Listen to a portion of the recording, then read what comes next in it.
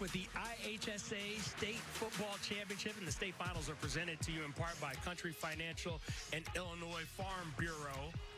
Let's take a look at the players to watch in this one.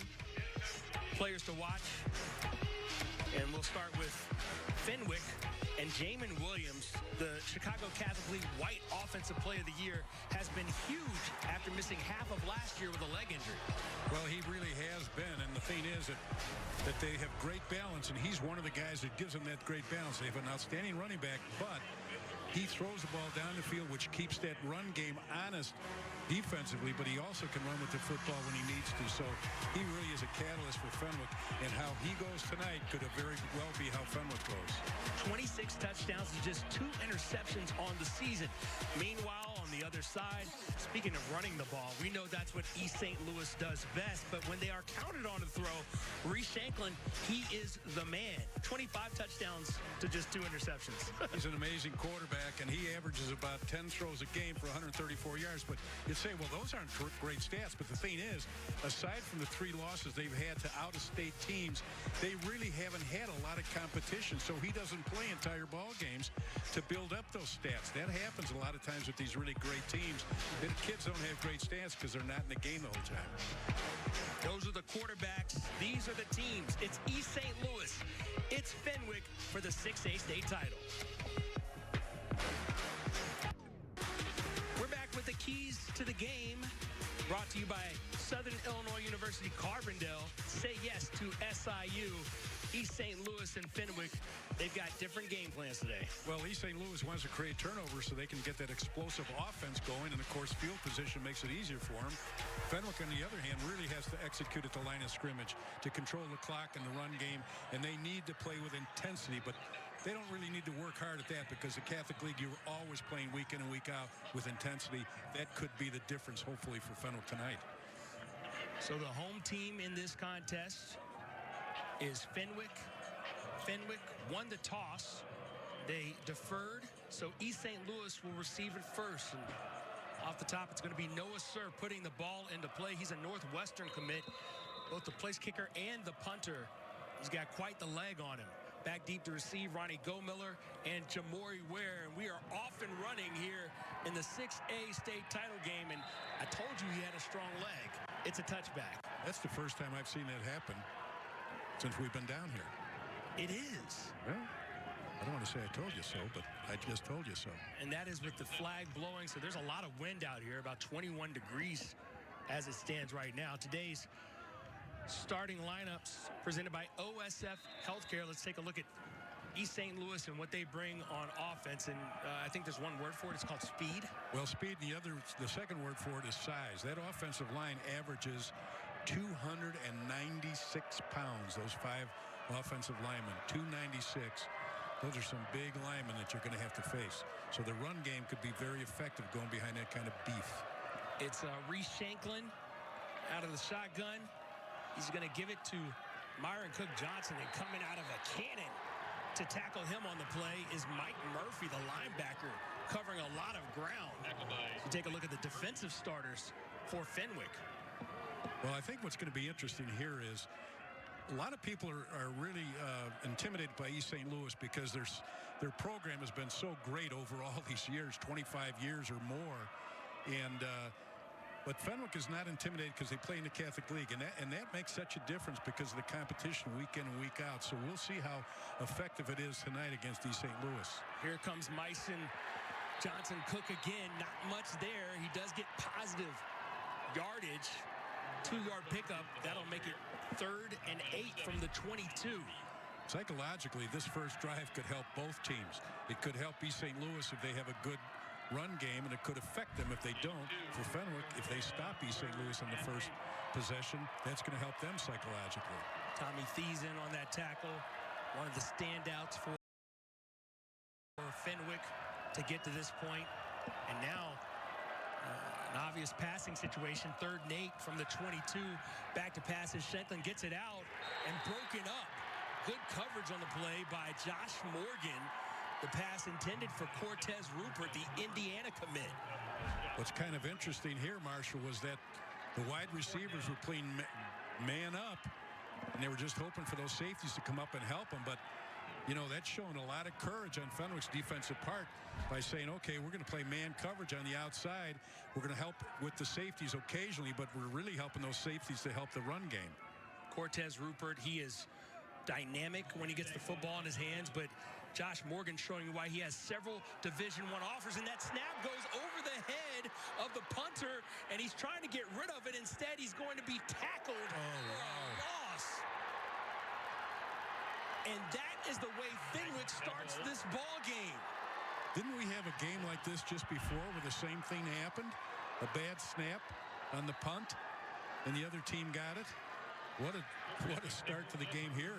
Shanklin, not just the quarterback, but also the punter, gets in trouble here, and I thought he was going to throw it away at least to not take a big loss, but coming back to get it and making a play there were the Friars, and now they will have a gift of an opportunity here as they will start their first possession from the 4-yard line. And yes, this does have a certain deja vu to it. Right, St. Francis and Providence had the same situation, a bad snap on the punt. And now can Fenwick take advantage of it? Here's Jamin Williams. He's going to give it to Jake Thies, who cuts back and gets into the end zone on the first Fenwick play on offense in the game. And Fenwick strikes first, getting into the end zone, taking the lead on East St. Louis. Wow. Wow. That's all I can say right now. Good job on the counter, but a good job by him bouncing it out, because right at the point of attack, it was stopped. And then he bounces it back, gets into the end zone. But what a crucial time it was to have that punt bad snap there. So now on for the extra point is Noah Sir. Again, he's headed to Northwestern. He gets that one up with plenty of leg. It's a 7-0 Friars lead. Fenwick comes out of the box and makes a statement against East St. Louis in the 5A state championship game.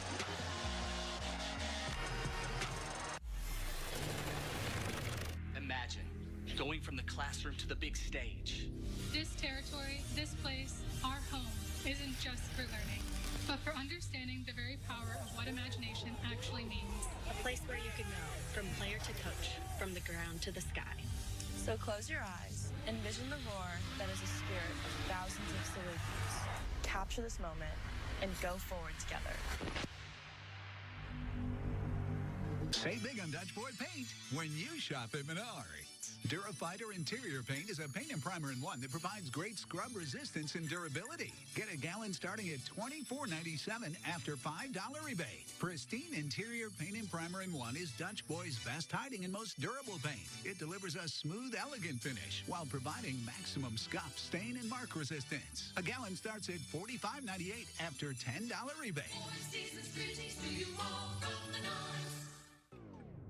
The IHSA Football State Finals are brought to you in part by Menards. Save big money on all your home improvement needs.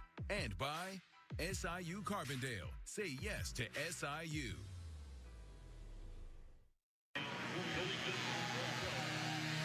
Back here in Normal on the campus of Illinois State University, Fenwick has jumped out to a 7-0 lead less than 2 minutes into the game. A special teams gaffe, a power running game, and the Friars are feeling really good about themselves right now, Jack. Well, it's very temporary till this ball is kicked off. I guarantee you that. Because they know that that was just something. They took advantage of it, and now can they continue to do something? I mean, it's just so early. My goodness. The old adage, never lift a gift horse in the mouth. Well, that's right. Here's Noah Sir trying to do what he did on his first kickoff, which is put it out of play. This one will skip to the back of the end zone and right through. So it'll be, once again, 1st and 10 from the 20 for East St. Louis. And when you talk about East St. Louis, this is a team that has a lot of weapons on offense. You've got a running back in Myson Johnson-Cook, who you saw there. And just to give you kind of background on him, 41 Division I offers for the guy wearing number 6 in white. And when he was in 8th grade, he ran a 10.97 100 meters. So he's been doing this for a long time. Yeah. And he's not light. He's 6'3", 230. And he's only a junior, by the way. He reminds me of that running back in the pros, Henry. Oh. Eric Henry? Eric Henry, that size and speed. And here, flag comes out before the play is run. And I think that's going to be a pre-snap procedure problem for East St. Louis.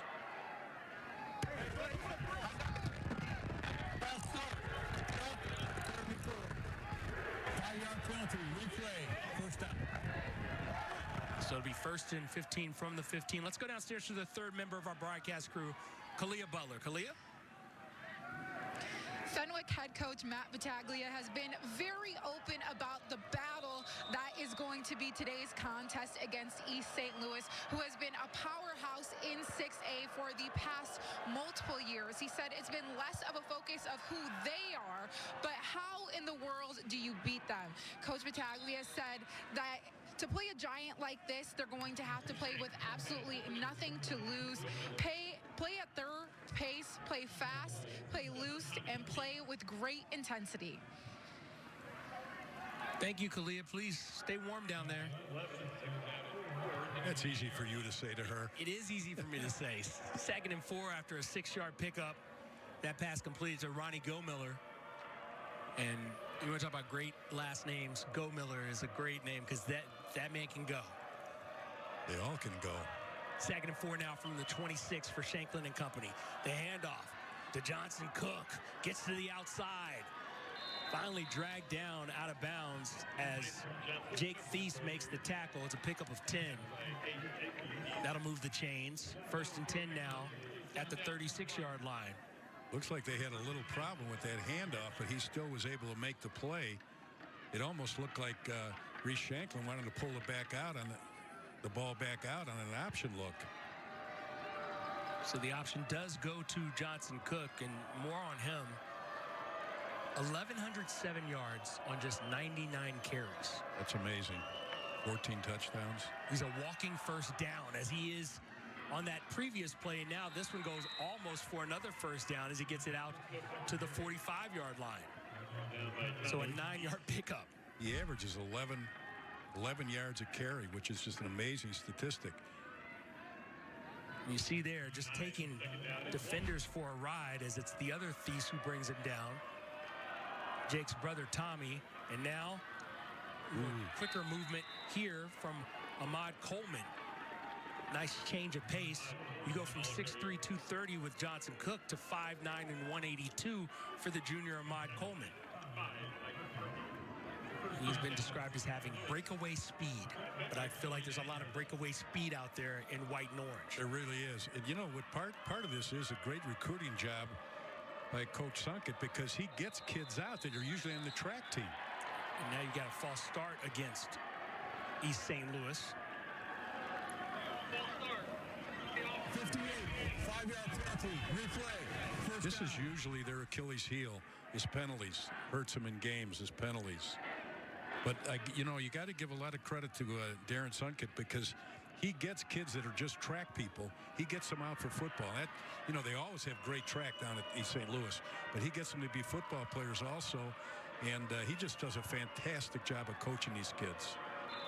So a 2nd and 15 now from their own 46-yard line.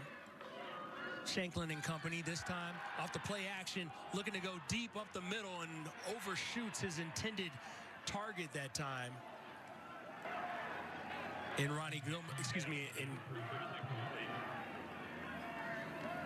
Cortez Rupert was the intended target there. Well, pretty good coverage downfield. The safety got over there. But, you know, that was a good call because they want to make sure that they put pressure on that secondary. They don't want them playing too much up to help on the run. So it kind of puts that secondary in a dilemma because they'll come up and play like linebackers occasionally, but you got to do the play action to get them to play softer.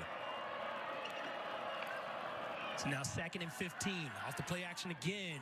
Unable to handle the pass that time was Ronnie Gomiller.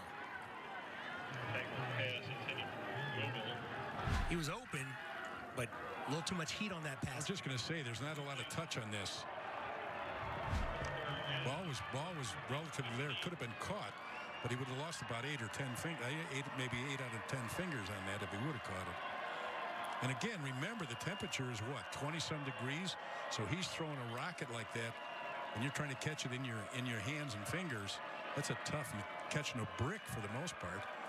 Feel like temperature in the teens here in Normal as it has been all day, and now the sun has gone down. And now on 3rd and 15, pressured, gets it off. Immediately hit, though, on the play short of the first down that time was Jamori Ware.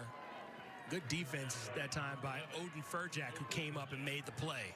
You talk about a textbook tackle right there in the open field. Outstanding defensive job right there. So on 4th and 7, the punt team comes out for East St. Louis, so a big stop for Fenwick early in this ball game. And it really, the stop was based on the fact that they're throwing the football because they were moving the football when they ran it. And all of a sudden they started throwing it, and they were ineffective at this point doing that. Now a fumbled snap. Getting it off this time. How did he get it off? I don't know, but it's a pretty good effort considering what happened behind the line of scrimmage, and it'll be down at the 21-yard line. But Reese Shanklin having all kinds of issues back there. That was a bad snap, but it wasn't that bad. I don't know how he got that off. Wow. He's just taking his eye off the ball there. So Shanklin, after having one go over his head, has one come down close to his ankles. And special teams has been an issue, and he's getting a talking to on the sidelines right now. Interesting now that Fenwick's got a longer road to hoe here as far as scoring. Their first possession began at the 4-yard line. This one begins at the 21, and on the first carry, it's more from Thies. They're saying the ball came out, but the officials are saying the ball was down by contact. Jake Thies, he's a running back as a junior. Meanwhile, Tommy Thies, his older brother, also a running back, the senior, who wears number 7. And their father is the athletic director at Fenwick. So it's a pretty good deal here for Fenwick to have the recruiting of the athletic director's sons. First down is crucial here for Fenwick because they need to be able to run the ball against East St. Louis. They need to control that clock, and the way you do it is run the football. First down is always crucial in a run game. Here's Jamin Williams. Gives it up and immediately met in the backfield with some thunder there is Thies. What a hit from Phillip White. The linebacker comes up and makes a play behind the line of scrimmage. It's a loss of 1. You see how he just comes down and with that excellent speed, good angle coming flat down the line of scrimmage.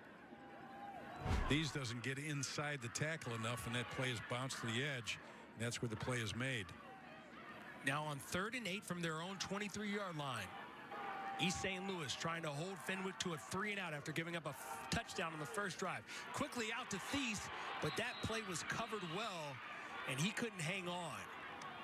So another big defensive stop, this time by East St. Louis. East St. Louis is forcing Fenwick to throw the ball. In fact, the way they're running their defense, they're challenging Fenwick to throw the football. Tyrell Johnson in to break up that pass. So a 4th and 8 means a punting situation as we are under 7 minutes to play in the first quarter. Fenwick holding on to a 7-point lead for now.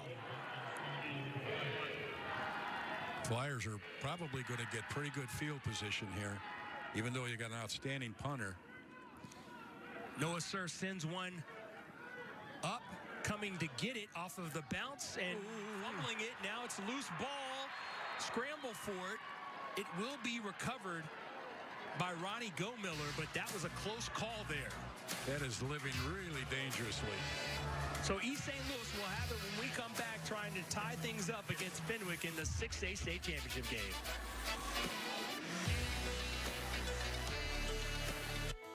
Every great team starts with trust. The kind of trust that builds over time. For 50 years, Country Financial has teamed up with IHSA in our communities. And for 100 years, we've protected you with insurance that does more. From the best times to the tough ones, a great team's got your back when it matters most. Thanks for your trust for 100 years. Here's to 100 more. Country Financial.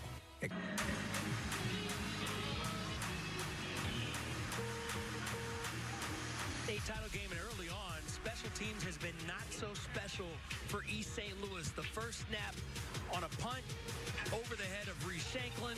Big loss. That leads to a touchdown. Then on the next attempt, at a punt, at his ankles. He has trouble barely getting it off, and it's been a tough go here for special teams out of the gate for Reese Shanklin and company.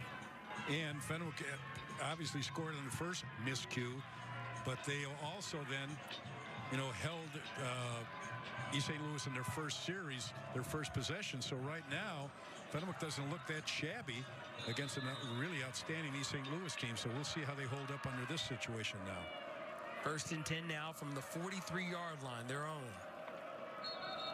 And a flag comes out. It's going to be offside, I believe. So this time the penalties go the other way. Fenwick cannot afford to give them 5 free yards.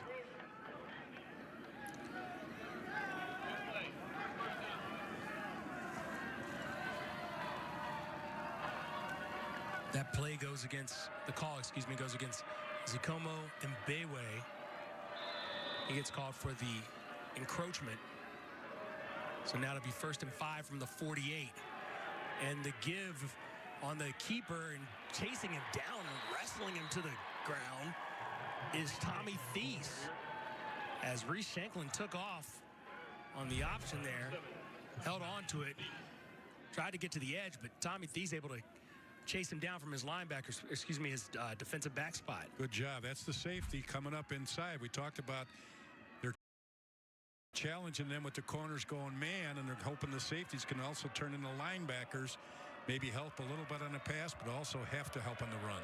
So Shanklin gets a pickup of 2. It's still 2nd and 3, though, because of that first down penalty. And now running into some trouble in the backfield again. Amir Tillman gets thrown to the ground. And Bayway had the penalty on 1st down. He has the big stop on 2nd down. Loss of 2 on the play. Good job of penetration coming up and driving him to the sideline, but this is just a matter of angles. They're forcing him to try and turn it up, but they're slowing him down with the corners coming up and the linebackers filling in behind the corners. Big 3rd and 5 here from the 48. Shanklin looking for room. Finds his target. It's a completion out to the 45-yard line. That will be a 1st down. It's coming up with a big catch on 3rd down is Ahmad Sharp. This is a good job by an athletic quarterback. You can see he's forced to scramble out, but he's able to look back and deliver the ball with a really quick throw. And that was a very crucial 1st down for them to pick up early here. So a nice pickup that time by East St. Louis, and the Flyers march on. 1st and 10 now from the 45. Here's Shanklin, the give. It's Tillman to the left side. He's got room. Gets by one man. Bowls over another. Still on his feet. Inside the 10. And they'll say he stepped out of bounds at the 9-yard line. But what an impressive run. 36 yards that time by Myson Johnson Cook, showing you the speed and the power. I'm impressed with the speed for 225-pounder. He's got excellent speed. He's running like a 165-pounder. And he's only a junior. And he's got a ton of offers, obviously, based on just that one run right there. Johnson Cook right back into the backfield. Alongside Shanklin, gets another carry. He's got room on the inside. Still on his feet. Drags it out. They'll say he's down at the 1-yard line. He reached for the end zone. Couldn't quite get there.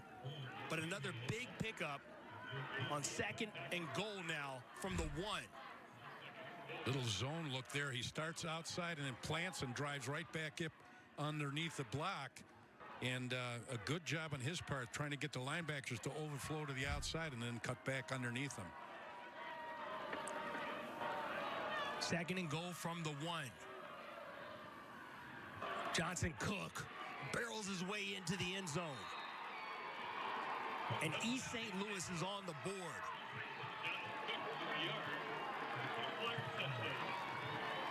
Pretty good display of what Myson Johnson Cook can do with the football in his hands on that drive. No doubt about it. He's got speed, he's got power, he's got a big offensive line that averages, we mentioned, 296 in front of him. But when you get in behind 296 pounds, and then you're 225. I don't know how you stop that. Now Damon Pruitt on for the extra point to tie the ball game.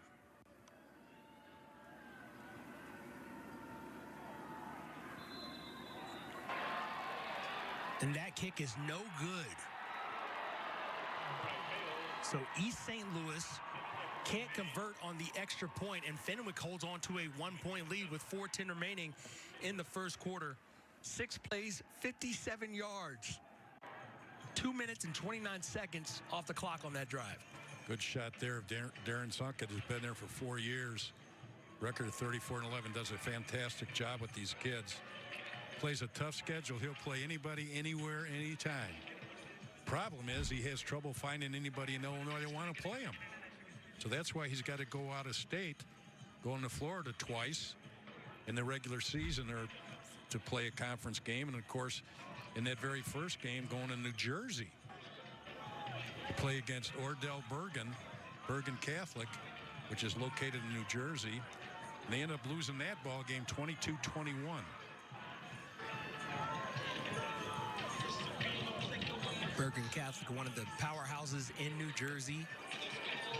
Then their next loss came to Bishop Gorman, which, depending on who you ask, ranked as high as number 3 in the nation. They lost that game 35-10 decisively. And then they've had this kind of running thing going with IMG Academy. Depending on who you ask, they're as high as number 2 in the nation. They lost to them 38-14. So those are the 3 losses. They haven't lost to a team in Illinois since they lost to Cary Grove in the state championship game a couple of years ago. Up kick taken in and run out of bounds. As Fenwick and Ronan Morrissey will start at the 29-yard line. And East St. Louis gets a lot of credit for their offense because they score a lot of points. They average this year 42 points a game. But the thing is that defensively, they've shut out 4 opponents this year, and they only give up about 11 points a game. So defense should get more credit right at this point than the offense has been getting. Tonight's starting lineups brought to you by OSF Healthcare. As you take a look at the offensive starters for Fenwick. And up ahead is Thies. Pushes ahead for a couple.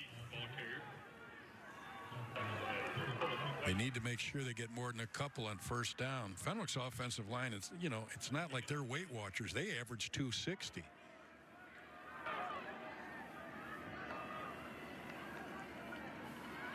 Now 2nd and 7 from the 32-yard line.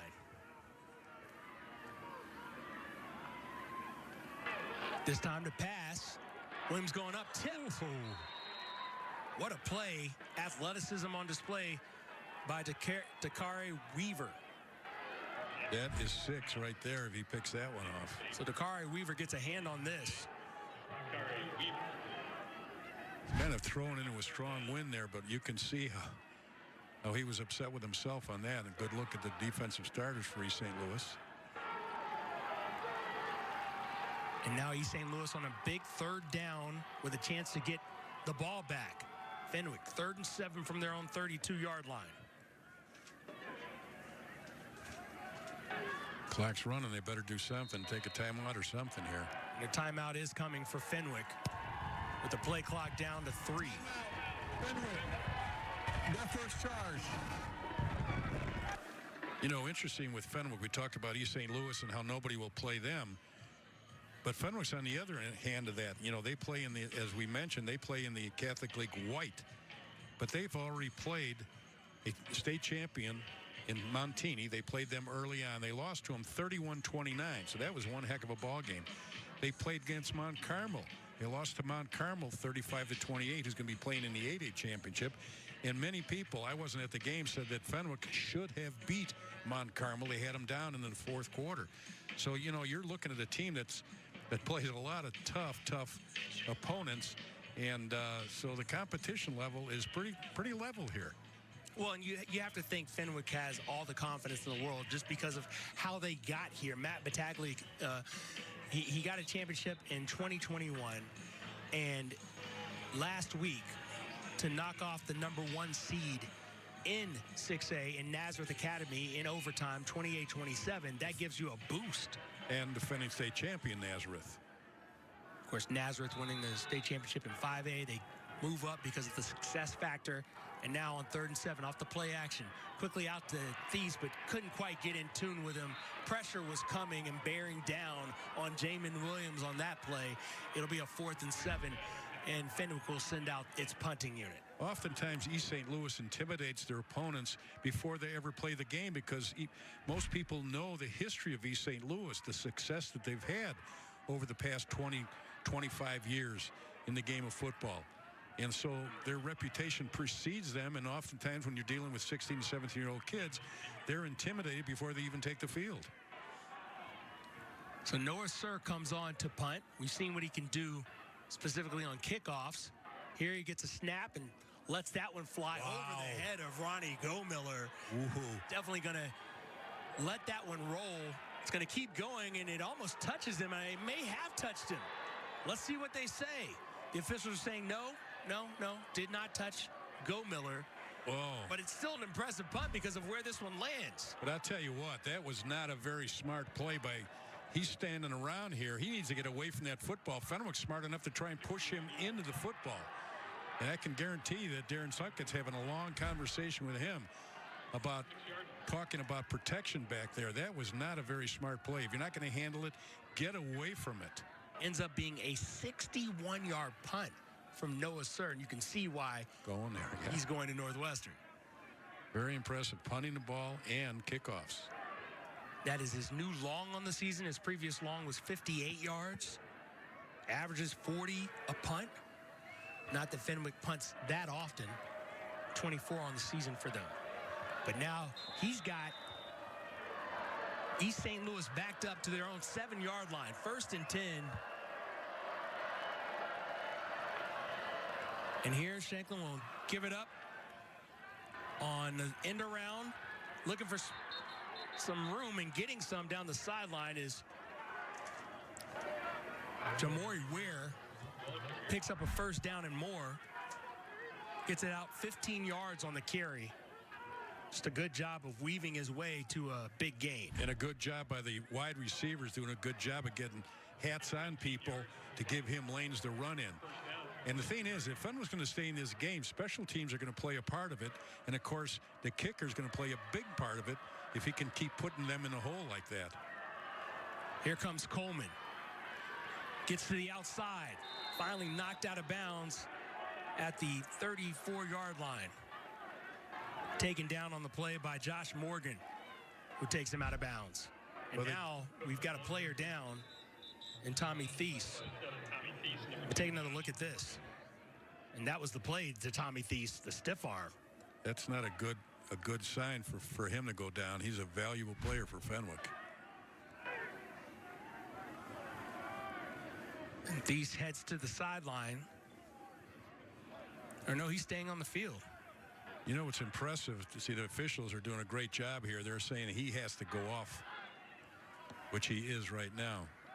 But you got to give a lot of credit to these wide receivers of East St. Louis. They really lock on to people, which creates running lanes for the running back and or any type of play action that they're doing. That's just good coaching when you can get your wide receivers to block like that. Off the play action to Coleman, instead it's a pass up ahead and thrown down by the other Thies. Jake Thies that time is Armand Sharp. Good job of getting out there. Now, mind you, he's coming in from the safety. He's on the inside. You can see the inside-out angle he's taking. Good job by that junior, 6 foot, 190 pounds. And you could tell Sharp thought he was going to be able to just manhandle him, but it didn't go his way that time. Spend a little time in the weight room, and you can do that. Sharp, 6'2", 217 pounds. Now 2nd and 10, no gain on that play. And now pass off target as he was looking to go back to Sharp on the right side. Could not connect. Now it's 3rd and 10. So Fenwick maybe with a chance to get off the field. This is the situation if Fenwick wants East St. Louis to be in, where they have 3rd and 10, not first and 10, or excuse me, or even like get a 2nd and two where they can go up top and have some waste plays. So now East St. Louis will spread them out. 3 wide receivers to his right, 1 to his left.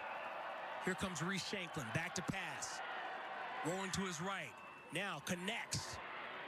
And tackled immediately, but not before he gets out to the first down in the 45-yard line. Cortez Rupert. Good job of coming back to the football. Excellent route right there. Rupert looks a lot taller than 6 foot. 160-pound senior. And he's on his way to Indiana. And part of that is the way you can run a route like that. You know, oftentimes people forget about, they hear about a receiver and they think of speed. But many receivers nowadays have gotten so better at running routes where they're getting open rather than just running down the field and trying to outrun people. They run good, precise routes. And, of course, delivery of the football is important. 1st and 10 from the 45 now. The give up the middle, looking for some breakaway speed, and he's got it on his horse. And on the way is Amir Tillman to the end zone. A 55-yard touchdown run. And East St. Louis, for the first time, has the lead. Combination there of a good job of running and also a good job of that offensive line. Berryhill, Richmond, Tillman, Donnelly, and Henderson. You can see right there how they lock on it. He just pops it right outside here, and that's a tremendous speed that he has.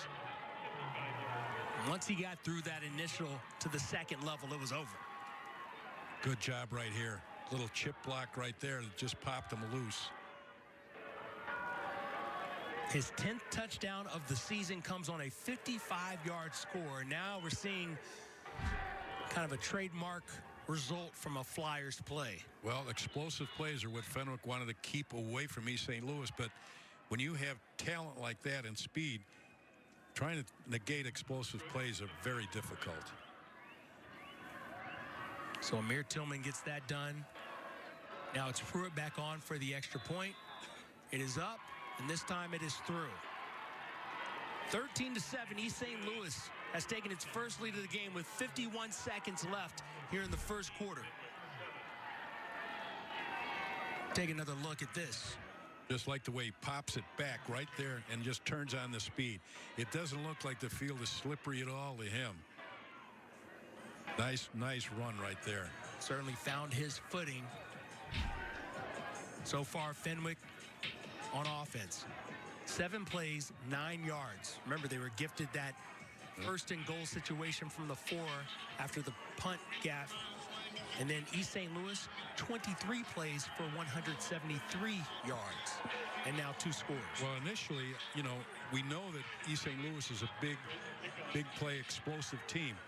So if Fenwick were to force them into long drives, that slows down their explosive plays and almost in a way plays into Fenwick's hand because it takes them running the clock. And that's what Fenwick wants to do. They want to have that clock going. But, you know, and they want to have East St. Louis help Fenwick out with it. But not if they're going to end the result is going to be a touchdown. Now brought in and brought upfield that time. Ronan Morrissey. And Morrissey gets it out of bounds. They'll spot it at the 31-yard line, 32-yard line. Good job here getting to the football, using the sideline as a 12th defender and force them either in the sideline or come back into you. Jabari Lofton with the tackle there. 47 seconds remaining. Johnson Cook so far in this game, 8 carries, 121 yards. 2 scores, 15.1 yards per carry. Now on 1st and 10, pressure coming, in trouble, and swallowed up. Big time play. There was a breakdown right there. They just bull rushed them right into the squeezing it. You can see the bull rush coming right at them. They're not trying to swim or rip or anything else. They're just driving that offensive lineman right back into the quarterback where he has nowhere to go. They constrict the pocket where he can't throw the ball, nor can he get outside to scramble. So Amari Hogan gets credit for the sack there. And now it's a 2nd and 15 after a loss of 5. They're back at their own 27-yard line. And that will do it for the first quarter. East St. Louis, after giving up a touchdown early, they've got a 13-7 lead. Back with the second quarter after this. We're back with a flashback to 2024, a.k.a. last year. Their 5th straight title game appearance for East St. Louis, and they did not disappoint, and they also did not slow down. Go Miller. When the name go, the word go, is in your name, you're pretty fast. They ran all over Geneva. 48-28 the final, winning the 6A state title game. For more on Darren Suckett, the head coach, let's go downstairs to Kalia Butler. Kalia? A little fun fact of the day for you guys. East St. Louis was among the first Illinois high schools to play for a state championship back in 1974, thanks to IHSA's new playoff system. They've had fewer losing seasons than winning ones and are a powerhouse decades later with 11 titles, looking for their 12th one here tonight. Thank you so much, Kalia. As we're back to action, and East St. Louis has responded nicely to that opening error, which led to a Fenwick touchdown. Here on second down, quickly out, and now across the 40-yard line, still running and finally taken down is Thies. Jake Thies with a nice run after the catch to get a first down on what was a behind-the-chain situation at 2nd and 15. Good job of getting him out in the edge, not running in between the tackles, because at this point, they're not controlling the line of scrimmage. So we got to get away from that pressure up front, get him on the edge to a back that can run with the football after he catches it. And that's a great job right there by Fenwick and play calling. 21-yard pickup and more from Thies this time on the inside. Gets it across the 50. It's a 2-yard pickup. Good way to start the second quarter for Fenwick, and the key is to keep that ball moving. They cannot afford to go into the special teams. Now, granted, they have a great punter, but they don't want to give the ball to East St. Louis. There's just too much going on there. So Thies finally comes off the field. He'll take a break. Still a Thies in the backfield, though, and his brother, the senior running back, Tommy Thies. Tommy, a ball boy in 8th grade the last time that Fenwick won the state title. Rolling to his right, connecting with Cameron Garrett that time across to the 44-yard line. Still a few yards short of a first down, but a positive pickup there on second down. You want to be able to give the ball to the receiver in order to get some yards after the catch. You don't want any great or dramatic catch and you come up short of the first down. 3rd and 2 now from the 44-yard line. Jamin Williams trying to get his team up and down the field, struggling in the first quarter of this game from a yardage standpoint, although they did get the touchdown.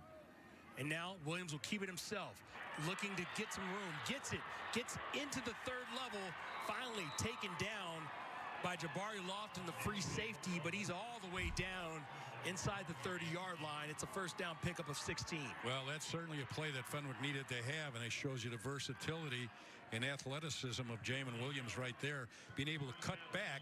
I think the linebackers lost sight of where he was because he was behind that big pile of linemen. He's only 5'9", now looking to throw it deep and long. That's only in range of a player wearing white, as Dakari Weaver was the only one back there. Not sure if there was a miscommunication with the route, but it's an incomplete pass for Fenwick. I think it definitely was a miscommunication because there was nobody anywhere near that. There was a curl route there, but the man I think that was intended for ran a post rather than a flag. Fenwick cannot afford to give up plays like this. What I mean by that is a play that does not gain any yardage whatsoever. It's one thing if it gains 2 or 3 yards. Okay, we can accept that. But not a play that gains nothing and stops the clock. So now 2nd and 10 from the 28. Just at the beginnings here of the second quarter, the 6A state title game. Fenwick had a 7-0 lead, but they've given up 13 in a row. Now slinging it quick and picked off. And looking for room to run here. Still on his feet, finally taken down is David Davis. David Davis snags the ball out of the air. And a big play, a big turnover for East St. Louis to stop the Fenwick drive. Well, Jalen Williams was just trying to make a play, and had the worst mechanics here. He'll throw against his body. He's looking deep, gets pressure, and you can see he just releases the ball. And that was just an ill-advised throw, but trying to make something happen. And you can imagine what's going through his head right now. You're in a state championship game, and you're on a drive. You want to make something happen. You can see he doesn't have his feet underneath him. He's throwing across his body. Just an ill-conceived play right there. So David Davis comes up with the big turnover, the interception, and now East St. Louis takes over, a chance to add to the 13-7 lead that they just procured on their last drive. I want to limit the amount of possessions that East St. Louis has, and right now Fenwick is not doing that. And the only way you're going to eliminate the possessions of the opponent is to have long drives. So now you can see in the backfield the quarterback, Reese Shanklin, and the running back, Myson Johnson-Cook, trying to stay warm, and Johnson-Cook breaks a tackle and then trips up. It is slippery out there. It is. Like the turf monster got him. I said, those aren't salt pellets, you see. Actually, he could have been stopped right here. There's a couple missed tackles right there. That little move to the outside, and he got that defensive back kind of stepping to the outside, and he cut back up inside. Gets it all the way out to the 44-yard line. New set of downs, 1st and 10, and Johnson-Cook is showing you not only the power and the speed, but also the deftness on that play. Froze Jake Thies in his tracks. Coming around the edge. Back through the middle. Barreling forward. It's a pickup of just 2 out to the 46-yard line. It'll be 2nd and 8. Well, when you have a back like that, it's kind of interesting. He's so two-dimensional. You know, he's so big. You know, at 225, you say, okay, run between the tackles. That'll keep those inside linebackers honest. But the thing is, he's got such great speed to the outside. Name your poison. Once he touches the ball, you know, everybody tightens up. Because he can make it go inside. He can make it go outside with the power and the speed. Fenwick trying not to fall behind by 2 scores. Meanwhile, East St. Louis back from their opening drive error. Low snap, able to get it out quickly. Ronnie Gomiller gets to the edge, still on his feet. He's busting it down the line. Did he stay in bounds? No, he stepped out of bounds. Otherwise, he'd be in the end zone for 6. But they're going to mark him out at the 34-yard line of Fenwick. Good job by his fellow wide receivers to set up that quick screen on the outside. Some good blocking. If you watch right here, you'll see that they're locked on to people right here. He just cuts inside. They might be locked on a little too good, but they don't get any call there for holding, and he does a nice job of getting down the sideline. Ronnie Gomiller glides to a 20-yard pickup. It's now 1st and 10 from the 34. East St. Louis on the move. The offense back in high drive. A lot of pressure on the Fenwick defense. They really spread you out with formation. Bunched up on the left side. It's Gomiller again. This time to the outside. Wow. Still on his feet, weaving his way all the way inside the 5 before being taken down at the 4-yard line. Ronnie Gomiller. What an outstanding run after the catch. Now, this is what we talk about. Get a great athlete the ball out in the perimeter and let him make some plays. And this is just tremendous speed and cutbacks. Watch right here. He cuts back between 2 defenders and cuts back that quick. Amazing athlete. But we have a penalty flag on the play, so this one is coming back.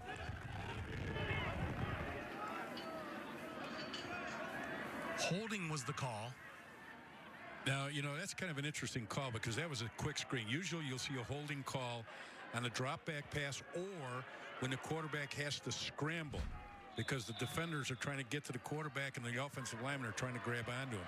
You rarely see it. It's the bottom of the screen right there. Number 16 holding on. You rarely see it on a quick screen. And now bouncing to the outside and on the move is Ahmad Coleman, who gets all the way inside the red zone before being knocked out of bounds at the 15-yard line. East St. Louis is showing explosive play after explosive play. That's a pickup of 26, and they're making it look relatively easy. Well, explosive play after explosive play by several explosive players. It's not just one. They've got an entire set of skilled athletes that make those plays.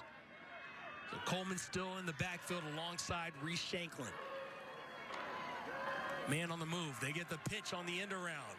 Looking for room. This time denied. As Cortez Rupert tried to come around the corner, but that time he was met by a couple of black jerseys. Noticeably, Mike Murphy, the linebacker. Murphy and Jake Tice coming up and making the plays right here. A little double team on him. That's what they need. They need to have a big defensive play once in a while to stop these drives, because those athletes get out on the edges. They're pretty tough to tackle. 2nd and 13 from the 18-yard line. Another man in motion. This time, though, the give. And Coleman wrestled down, stopped by several defenders, including Mike Murphy leading the way. Now, see, when Fenwick plays in the Catholic League, or when these teams play up in the Chicago area, they're not used to seeing this kind of team speed. They might see a running back that has great team speed, or great individual speed, or a quarterback. But they don't see everybody's in the skilled position has this kind of speed. They're wide receivers, they're running back, they're quarterback. Everybody's got speed, so that really puts pressure on the secondary. Big 3rd and 6 from the 11-yard line now. Shanklin, empty backfield. 4 receivers to his right. He's got a bunch near the line of scrimmage. And coming through quickly is Murphy, and dropping him for a sack and a loss. It's going to be 4th and long now in the red zone. Mike Murphy, like a blur, into the backfield and drops the hammer. Well, he came right up that A-gap. They tied up the center and they tied up the nose, and he was able to come right in that seam right there. Great job by Mike Murphy. He's the #1 tackler on the defense. 6 foot, 205-pound senior. Averages 9 tackles a game. He's got 11 tackles for loss coming into this ball game, so there's another one to tack onto that, and shows you his activity as far as not being just a tackler, but he can play defense. As far as pass defense, he has 3 interceptions also. East St. Louis lining up to go for it on 4th and 12, but they'll take a timeout. We'll come back with this big play at the 6A state final game after this. Back here at the IHSA Class 6A state championship game between East St. Louis and Fenwick. It's the Flyers over the Friars, 13-7. A big 4th and 12 coming up for East St. Louis at the 17-yard line of Fenwick, alongside Jack McInerney, the coach. I'm Marshall Harris. Kalia Butler with us on the sidelines. And this one has had a ton of intrigue here through a quarter and a half. It really has. And, you know, people say, well, they're in field goal range. Well, that's if they had Fenwick's kicker. For them, they don't kick field goals because they rarely make extra points. Instead, they go for it on 4th and 12 out of the shotgun now. And another flag, and that will move them back even further. 4th and 17 from the 22. Their biggest Achilles heel is penalties in the kicking game. So false start is the call. Take another look and see who jumped. And oh, there it is. The left guard, Jerry Richmond. Penalties right now. They've got 4 of them for 25 yards. And we are still, again, a half of a quarter to go. So they will go for it on 4th and 17. Absolutely. You've seen what they can do, the kind of skill kids that they have. I mean, they give them the ball after a 2-yard game, they turn it into a 62-yard game. In the backfield is Amir Tillman, who stays in the block. Now looking to go deep into the end zone in the corner and falling down back there. Good job defensively right there. He squeezed Cortez Rupert. He squeezed them right into the back line. Took away all the area, and he did it with his body. Just kept moving them and squeezing them into the sideline. So Cortez Rupert slips in the back of the end zone. It's a turnover on downs. Taking another look, and I see the size advantage was there, but Odin Furjak did just enough. Did. And actually, that wasn't the first choice for Shanklin, because he was looking around, but he just put that up for grabs, saying, okay, I got an athlete who can go up and get it. Good job by Fenwick. That was a big stop right there for Fenwick. Now, first down will be crucial if they can get 4 or 5 yards here on first down. Jamin Williams, of course, coming off the interception. Here he rolls to his left, unable to hit his intended target, Raphael Stewart. which looked like would have been a positive yardage play there, but unable to execute. Tough for a right-handed quarterback to go to your left. And he's kind of thrown across his body, but he had room. The receiver was wide open. Fenwick, again, cannot afford to have plays that go negative. So this is one of those games that you're playing against such a good team that you cannot afford to have any miscues. Here on the keeper is Williams, and he is rocked in the backfield. Thrown to the ground. And flag. Is that going to be a flag? No flag coming out yet. He reached in. He was reaching in to throw one. And I do see... Oh, we got one somewhere. No, I don't believe there is a flag. Well, I saw him starting to reach a little bit. Big play, though, by Cornell McIntosh, the NIU commit. That'll bring up 3rd and 13 now, and they'll play behind the chains. Take another look here, Jack. Good push right there. Yeah, that's totally unnecessary. You can see the little reach. Looked like a little reach. Maybe hit that flag too deep in that belt area. Well, McIntosh knew that something was afoot because he threw his hands up like, oh yeah, not me. I didn't do that. Didn't mean to do that. Fenwick's going to take a timeout here. 3rd and 13 from their own 19. We'll show you what happens on 3rd and long when we come back. East St. Louis up 13-7 over Fenwick.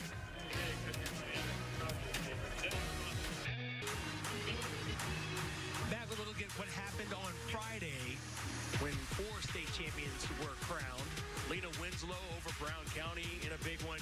Wilmington, no trouble with Moreau. Forsyth in 2A and 3A. Things got interesting. Byron barely eking out a win over Tolono Unity. And in 4A, it was Rochester, not enough for number 1 Montini, 47-33. Take a look at what's happened so far today. The rest of the slate, we split up what was scheduled originally for Saturday into 2 games today, 2 games tomorrow. Tonight, it was St. Francis in a barn burner against Providence Catholic, 39-35. Right now, East St. Louis with a 13-7 lead over Fenwick. And tomorrow in DeKalb, it will be St. Rita and Brother Rice getting together in the 7A state final. And in the 8A state final, number 1 in the state, Mount Carmel, takes on Oswego. Back here to the action, though. 3rd and 13 from their own 19-yard line. Jamin Williams looking to pass. No, it's a draw play. On his feet, slips by a couple of guys, and then gets all the way out to the 29-yard line, 28-yard line, I'll call it. So it's a pickup of 9.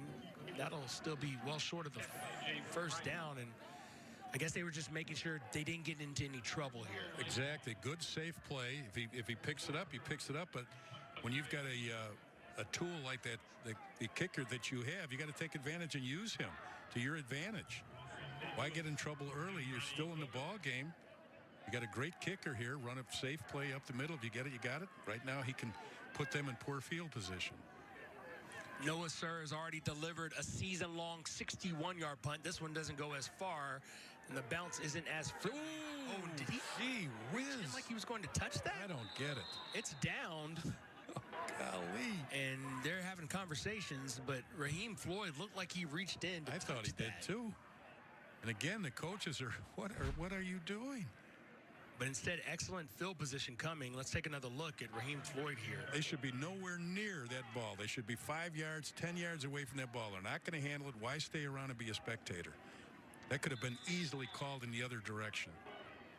It was not, so it'll be 1st and 10 from the 43 for the Flyers. So far in this game, the yardage output from these two teams: for East St. Louis, 240 yards of offense, 55 yards of total offense. And back to the bell cow, the big fella, if you will, Myson Johnson Cook. Straight ahead before being tackled. It's usually a team effort to bring him down. Absolutely, and the thing is that he got 5 yards on there, and normally he usually gets 11 yards a carry. That's usually his average. Looked like Johnson Cook was going to come out, but he'll stay in the game. So twin back, Coleman also in the game. Bud Coleman comes in the ball game. He's the one that carries the ball. Look at the foot speed that he has. So Coleman taken down after a first down pickup. down to the 41-yard line. 11, first down, Flyers. So it's a pickup of 11 yards. And now back to Johnson Cook. They're trying to gang tackle him. He's still moving forward. Finally stood up at the 32-yard line, a pickup of 9. So below his average. Below his average, but gee, wouldn't you like to have a running back that has an average of 11 and he doesn't have a good run when he ends up with 9? You see there, the Thies brothers in on that. But just a tough guy to bring down. Again, 6'3", 230 pounds. So you go under 3 minutes to play here in the first half. Flyers trying to stretch it to a 2-score lead. Tries to get to the outside. That time wrestled down by Tommy Thies for a loss. Well, they're so effective when they've been running inside the tackles and squeezing them down. You see those big linemen trying to get out in front of them. I mean, those linemen are so big they leave ruts when they're running. 296-pound average with those 5 guys. But the thing is, once those backs pop past them, they're gone in the open field. They're just so you're not going to get a lot of double teams and whatever on the backs because it's got to be a single tackle in the open field. Here they are out of that bunch formation on the left side, but skying it over the intended target. Ronnie Gomiller that time is Reese Shanklin. So a 3rd and 3 becomes a 4th and 3. They've had a lot of success out of this bunch formation on the left side. They really have, but this is just a bad throw. Whether or not he would have picked up the first down, he would have caught it, he would, from the distance he was at, but they're trying to double cover him. East St. Louis 0 for 2 on 4th downs in this game. So that's 2 turnover on downs that the Fenwick defense has been able to put up. But this is a 4th and very short from the 34-yard line. He's got 3 wide receivers split out to his right. Pressure coming and a false start on 4th and 3. It's now 4th and 8. Coach Darren Sunkett's having a minor blow up there, and I don't blame him. Again, giving up 3 yards and stopping the clock. You might be calling the timeout here. It's not a happy camper. And Darren Sunkett does call timeout. The Flyers will talk things over. 13-7 lead. It feels like it's larger than a 6-point lead, though, if you've been watching this game. It really is, and you can see Darren Sunkett is not wishing them happy holidays there. He's just really upset, and I don't blame him. I mean, you got the drive, you got them on their heels, and you have consecutive penalties in crucial situations. And this will be a big stop if it can happen for Fenwick. How they've stayed in the ball game so far after the runs that we've seen, it's hard to believe, but it's a combination of Fenwick sticking with them and a combination of East St. Louis jumping the gun and being their own worst enemy at this point. East St. Louis last year went 13-1. Their only loss last season was a 1-point overtime loss to IMG Academy. And you know what they do at IMG Academy, right? Supposedly, it's not academics. They just bring you down there to make you the best Division I football player or basketball player or any sport now that you can be. Throw volleyball in there, whatever the sport is. So a big 4th and 8 now. Spreading them out all over the field. This is really tough defensively for Fenwick. And now looking downfield, having a man bringing it in, and it's picked off. Oh, mercy. And on his way, moving down the field, and finally out of bounds is Odin Furjak. What a stop. One thing would have been the stop, but it's a second thing to pick it off and get this kind of field position with a minute and 57 left. And the thing about this is Fenwick can move the ball down, and they're still within range of a field goal because they do have a kicker. Odin Furjak not only gets the interception, but returns it 46 yards to set up Fenwick with a chance with under 2 minutes to play in the first half to take the lead. Fenwick's got to be really smart here to take advantage of this because they're not going to have this many opportunities in this game to have turnovers like that.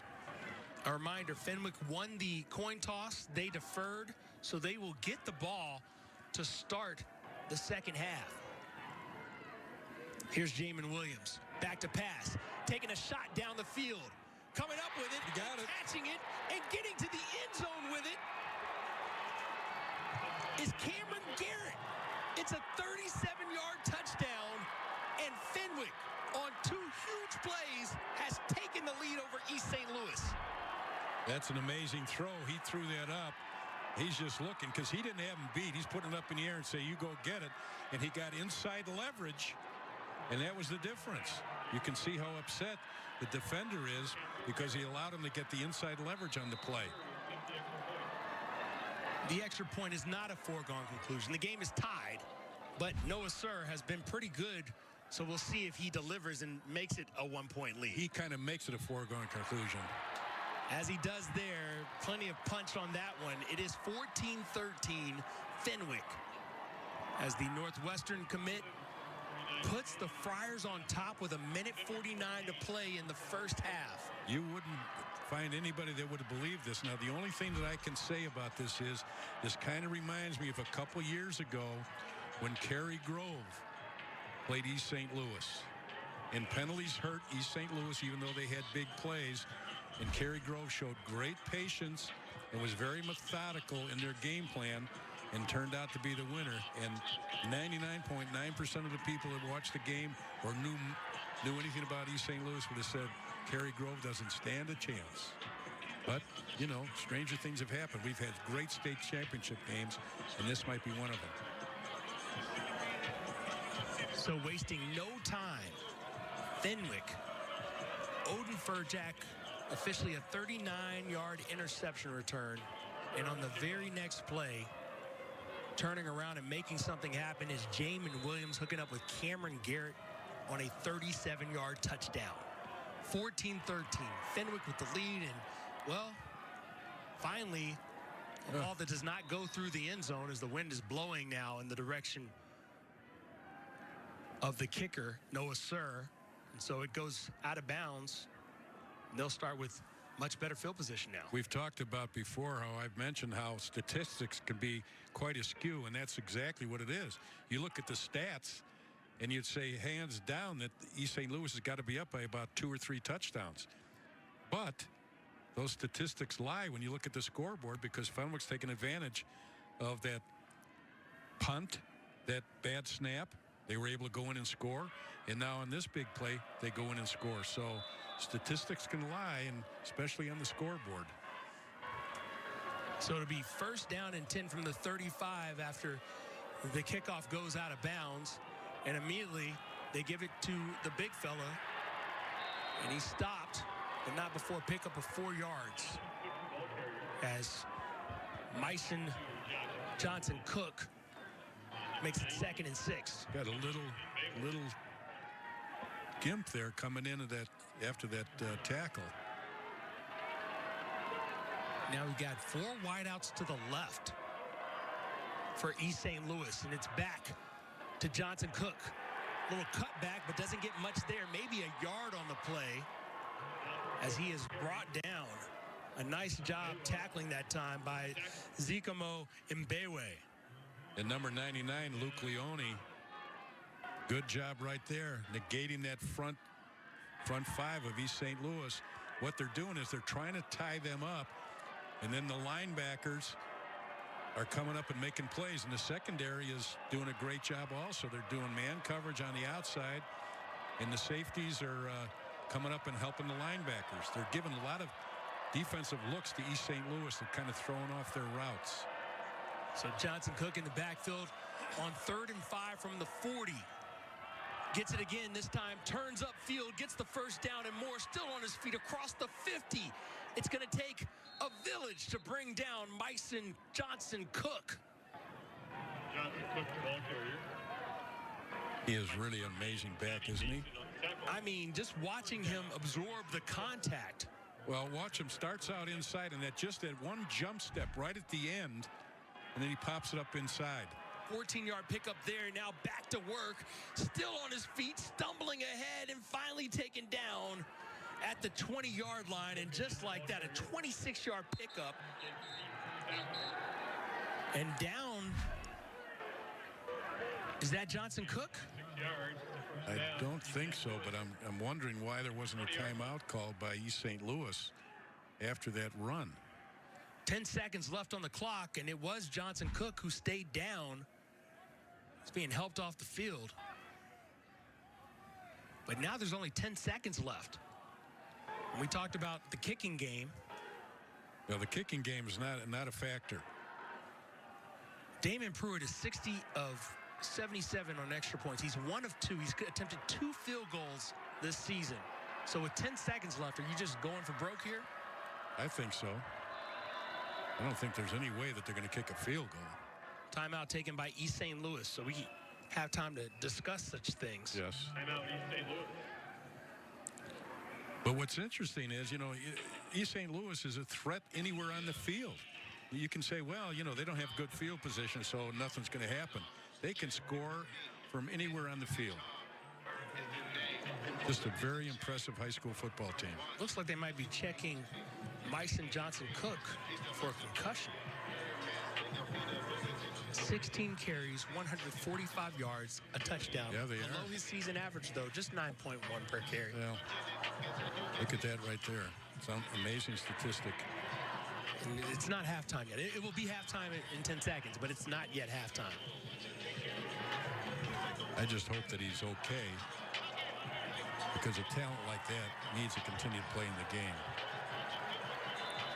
He's not out here for this, what could be the final play of the half. Amir Tillman in the backfield. Here's Reese Shanklin looking to make something happen in the middle. Goes up, contact. Did he pull it in? No, it's an incomplete pass. That one intended for Amir Tillman. Boy, they flooded this side. They ran a wheel route up inside. They tried to pull the safety in. Well, that ball was right on the money. The Fenwick's very fortunate. The safety got over there late. They got one play left with 5 seconds left. Now, what you got to watch here, too, is Fenwick, the defensive backs, you can see how far off they are, but you got a quarterback that can really scramble in Reese Shanklin. So if all of a sudden they do a good job of defending the pass, he's liable to scramble. Now, Fenwick is smart. They call a timeout right here to get regrouped. So Matt Battaglia and company will go over all the scenarios here with 5 seconds left on the clock. East St. Louis at the 20-yard line. And we know that they have enough playmakers that just because they don't throw it to the end zone doesn't mean they can't get to the end zone. All you got to do is hand them the ball. And this is a perfect example of teams when you talk about that term yards after catch. You can throw the ball to them at the line of scrimmage, and they're going to gain 25 yards after that. That's the kind of athletes they want. Other teams have backs, they'll make the catch, but they're going to go down within a yard or two. When you have talent and speed like East St. Louis does, that doesn't happen. What an exciting first half that we have been gifted here today on the campus of Illinois State University. Again, Amir Tillman is the back in the backfield. Now he motions out to the right. Here's Shanklin. Last play. Oh, there it goes. And here he is off to the races. Can they stop him? He does get taken down at the 5-yard line. Big play that time by Thies. Jake Thies. I said they spread out that secondary, and he can scramble, and that could be a bad thing, and him coming up limping is even worse. Reese Shanklin looks like he is hurt. Grabbing his right knee. Take another look. What a hit as Jake Thies comes across and knocks him down, and he is still limping as he's walking off the field. A heated conversation taking place. Let's go downstairs to Kalia Butler, who's got Matt Battaglia. Kalia? Coach, up at half right now, but really your defense has been kind of the strong point for you guys right now. How have you been able to stop a St. Louis team right now? Well, I think the weather plays a big role in it. You see with both sides, it's really making it one-dimensional. Both teams want to run the ball. So just making plays when we need to, but both teams have shot themselves in the foot right now. We got a lot to clean up on. We're very fortunate to be up right now. What's the message to this team at half? It's right where we knew the score was going to be tight at halftime. Not a lot of people believed. Now just finish it. Be the hammer. Thank you, Coach. Thank you. Back to you guys. Thank you, Kalia. Matt Battaglia has his team in the state championship game for the second time in his 6 seasons. Meanwhile, 6 years in a row, that's how many times in a row East St. Louis has been here at halftime. It's a 14-13 Fenwick lead. Take a look at the first half. Not so special teams to start things off. East St. Louis having issues. Reese Shanklin gets taken down on what should have been a punt, and then Fenwick pays it off immediately. Jake Fees into the end zone from 4 yards out. And then Amir Tillman answers, and this is the threat East St. Louis presents every snap. Unbelievable speed, but just great running ability in the open field. But Fenwick has hung in there with trying to stay away from that speed. That's despite some mistakes like this pass from Jamin Williams, picked off by David Davis. And then Ronnie Gomiller thought he had a touchdown here, but barely stepped out of bounds. The explosive plays have been there all day for East St. Louis, but they've had a lot of penalties, and then they make the occasional mistake. Reese Shanklin, he was looking for a man. It probably was not Odin Furjak, a 39-yard interception return, and then the Friars pay it off on the next play, as that's a big one from Cameron Garrett for 37 yards, and that's the difference in the ballgame. Really has been, and the thing is, too, that Fenwick has taken opportunities for every chance that they've gotten field position. But this is just absolutely, positively the most mind-boggling statistic I've seen for a halftime. When you look at East St. Louis, you're thinking those are the results of a whole game. And if Fenwick, it's going to say, well, is that a first quarter? No, it's halftime. Look at the difference, and yet Fenwick is winning 14-13. That's just amazing. 322 total yards and just 93 time of possession, over twice as much for East St. Louis. The Fenwick Friars, a 1-point lead at the break. We're back with the second half after this. Back with the halftime stats brought to you by Menard. Save big money on all your home improvement needs. Take note of the 265 rushing yards at the break by the Flyers out of East St. Louis. Of that 265, Myson Johnson Cook has 16 carries for 143 yards and a score. Let's go downstairs to Kalia Butler. Kalia?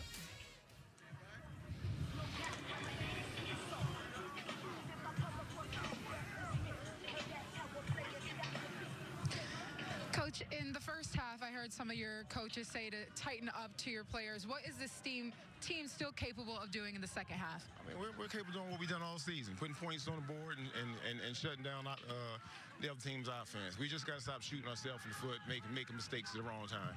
Thank you, Coach. Back to you guys. Thank you, Kalia. Appreciate that. Words from Darren Sunkett. Taking a look right there at Reese Shanklin. He's got 57 yards passing, but he's been doing a whole lot of handing off to Myson Johnson Cook. Ronnie Gomiller, the leading receiver, with 34 yards. Meanwhile, on the other side, there hasn't been a whole lot of offense for Jamin Williams and company. They've got 93 yards of total offense so far in this game, but they have the lead, which is the most important. Yeah, but they've taken advantage of turnovers. You're right, but when you have your quarterback, your leading passer, and your leading rusher, and yet those aren't really great stats for a leading passer and rusher, that tells you something about what's going on. But again, the stats are just mind-boggling when you look at the score. And of course, Cameron Garrett with 43 yards receiving. A big portion of that is the 37-yard touchdown, which is the difference in the score in this game. Well, the other part that's going to be different here is what is Fenwick going to do with this opening kickoff? Are they going to be able to sustain any kind of a drive? Because if they are able to score here, that's going to be an emotional move for them, and it's going to really flatten East St. Louis quite a bit. So it's going to be kind of interesting to see what they do with this first possession of the second half. Fenwick won the coin toss, elected to defer. And then they got the bonus of almost feeling like they got the ball to start the game because they get the 3 and out. And then on the punt, they force a terrible loss, which sets them up first and goal from the 4-yard line. Able to get into the end zone on a Jake Thies 4-yard touchdown run on the first play, first and goal. And now kickoff here for St. Louis. It's back to receive. Cameron Garrett, Will Tomzak. And the ball falls off the tee because it is windy out here now. We're seeing a lot of snow blowing around. It's not snowing, it's just snow off the top of the stadium. Well, this could be tougher. East St. Louis hasn't had any issues in their last 4 playoff games. They haven't even been tested at all. Now on the kickoff return, a whistle blows, and see what the flag is. I think we got offside? an offside down here in the kickoff team. That is not the way that East St. Louis wants to start the second half. So they will move it back 5 yards. Now kickoff from the 35-yard line. And they'll redo the second half kick. You know, talking about competition in the playoffs, East St. Louis, in their games, they won 63-7, 53-14, 49-0, and 50-7. No challenges whatsoever in the playoffs. Fenwick, on the other hand, won 42-6, 45-7, then 49-21, and then that last big, and some people would call upset, of Nazareth, the defending state champ, 28-27. So they've had some competition, a little more so than East St. Louis. Here's a line drive picked up and then stopped in his tracks. Here comes a penalty flag from behind, so we'll see what that is.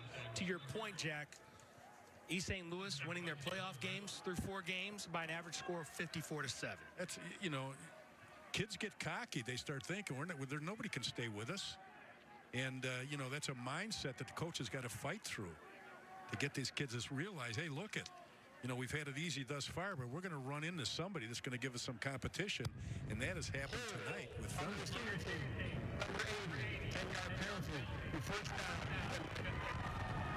That does not help. So the hold is called on Nico Scudero. And it'll bring it all the way back to the 20-yard line for Fenwick. They'll have it 1st and 10, Jamin Williams. Empty backfield to start off this possession. 3 receivers to his left, 2 to his right. Now Williams getting instructions from Matt Battaglia and company from the sideline. Again, a 1-point lead for Fenwick despite being outgained. Quick out to Thies. He's got a flag in the backfield. Might be a late hit. It's a big gain for Jake Thies. 33 yards. But let's see what that flag is. It'll be roughing the passer. It is going to be roughing the passer. So Fenwick's going to be in a situation where they're going to get a big play right off the bat. But it looks like they're bringing it back. I'm confused. The flag was thrown basically right. Well, that's what I think it's roughing the passer, but I can't figure out why they're all moving back. Because it was after the play, I would think that they would decline the penalty and take the gain. Let's see. And they are running forward now with it. Okay, that's what I thought it was. What a way to start first play of the game. And the sideline warning against Fenwick. I think the Fenwick Friar coaching staff was a little upset with the hit to the quarterback, and that's why they got a little rambunctious on the sideline. But what a huge play. And what about these 2 penalties off the top for East St. Louis? We saw the first penalty. We've had penalties on both teams here in the first 2 plays of the game, or excuse me, the second half. They're going to have the ball 1st down and 10 from the 27-yard line. They got the game with the play, and then the penalty attacked on top of that. It's a 53-yard pickup when you add that play and the penalty together. Well, Jamin Williams has an opportunity here. Still empty backfield. Let's see what the Friars dial up here. And it is a quarterback draw. Looking for room to run. He gets taken down this time. Pulled down by Philip White. The linebacker comes up, stops him. Doesn't look like much of a gain, if any. When he runs that draw up the middle, he can't afford to try and bounce it outside. You're not going to outrun that speed. You got to keep running right at it. You got to put a move on him, but you got to keep running right at it. So now 2nd and 10 from the 27. Fenwick a 1-point lead here to start the second half. They are deep already into East St. Louis territory after a couple of plays. Let that clock run down to 5. Jake Thies in the backfield. He will get the carry. He's going forward ahead. Spins his way across the 20-yard line and down into the red zone. It's a big pickup. It'll be a 3rd and short now. So crucial at that play to get that kind of yardage down in this position because, again, keep in the back pocket the fact that they've got a great field goal kicker. So they're going to come out, hopefully, with points on this possession. That's what they're looking for. Tyrell Johnson with the stop there. Back to Thies being in the backfield alongside Williams. 3rd and 3 from the 20 now. They'll shift the personnel and bunch it up on the left side. Here's Williams, the give to Thies. On his feet, ahead to the 15. And he picks up the first down. Pick up a 5 on the play. It'll be 1st and 10 from the 15. Nice job by the offensive line. Schultz, Deligan, Wall, Rucken, and Feliglio. Some big guys up there, 260 pounds. But now you can see the formation that Fenwick's giving them. Make them think about it as they break into it, hopefully to goof up their secondary coverage and where the linebackers are. So now they'll shift things around again until Thies gets into the backfield. 1st and 10 from the 15. Another give to Thies. This time in trouble, gets wrapped up from behind by Gregory Bell, the big defensive lineman. Play did not develop fast enough, and Bell found his way and said, look what I found. It's tough to move that defensive front. And one of the things is those 3 down linemen, they tie up that center and the guard initially, and those linebackers fill very, very quickly. Empty backfield again for Williams. They are content to let as much of the play clock run off as possible. Eating up time on this drive. Now back to pass. Pressure coming. Wow. Next with Raphael Stewart. It's a touchdown. What a throw and catch. 15-yard strike as Stewart hauls it in tight coverage. And the Friars with a chance to go up by 8. What a throw and catch, and it's even more dramatic when he had a defender coming right in his face right there. And he got popped just as he threw it. You talk about a gutsy throw. Good pressure there, but it was too late, and Jabari Lofton was a step too slow. Noah Sir, his extra point is up and through. Fenwick, a 21-13 lead over East St. Louis.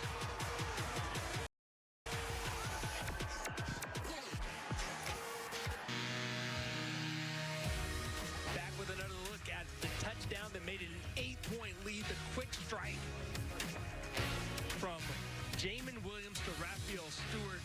Stewart able to hang on, and Fenwick finds themselves up 21-13. They score in the final 4 minutes of the first half. They score in the first 4 minutes of the second half. Good adjustments made at halftime for Fenwick. But a lot of courage shown right there by Jamin Williams. I mean, he made that throw with a linebacker coming right in his face, and right after he delivered the football with the follow-through, he got whacked really good. So that tells me that he's got a lot of guts to stand in there and make that throw. Here's Noah Sir. Sends one deep. That'll be returnable, brought in, and trying to weave his way out, but tackled that time by Thies was Jamori Ware. 6-play, 80-yard drive that took 3:13 off the clock to start the third quarter. And part of that was it was a nice throw for 40-some yards, but the penalty roughing the passer, which added on to that and gave them even greater field position. It was like a 1-2 punch, and here's Myson Johnson Cook on the sidelines after a 16-carry first half for 143 yards and a touchdown. Instead, the carry will be to Tillman, who finds himself getting some positive yardage, but not much. Now, Tillman's a heck of a running back, but he doesn't have the same power. He has the quickness, but he doesn't have the power. What a good job right there. He kind of shows you the quickness of coming down flat down the line of scrimmage. And obviously that young man has done well in geometry, knowing the angles to take. So Johnson Cook now back out there in the backfield alongside Shanklin. He gets it to the left side this time, looking for room to run. Meets up with Thies and drags him forward across the 30-yard line out to the 31. Tommy Thies thought he had a stop, and he was on the go. I think Tommy Thies was waiting for some help. He was hanging on for dear life.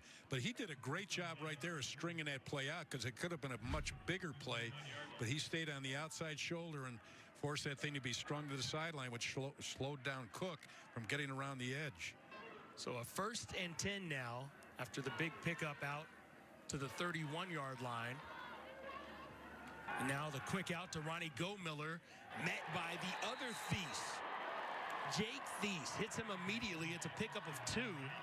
It'll be 2nd and 8. Those Thies brothers are pretty tough characters.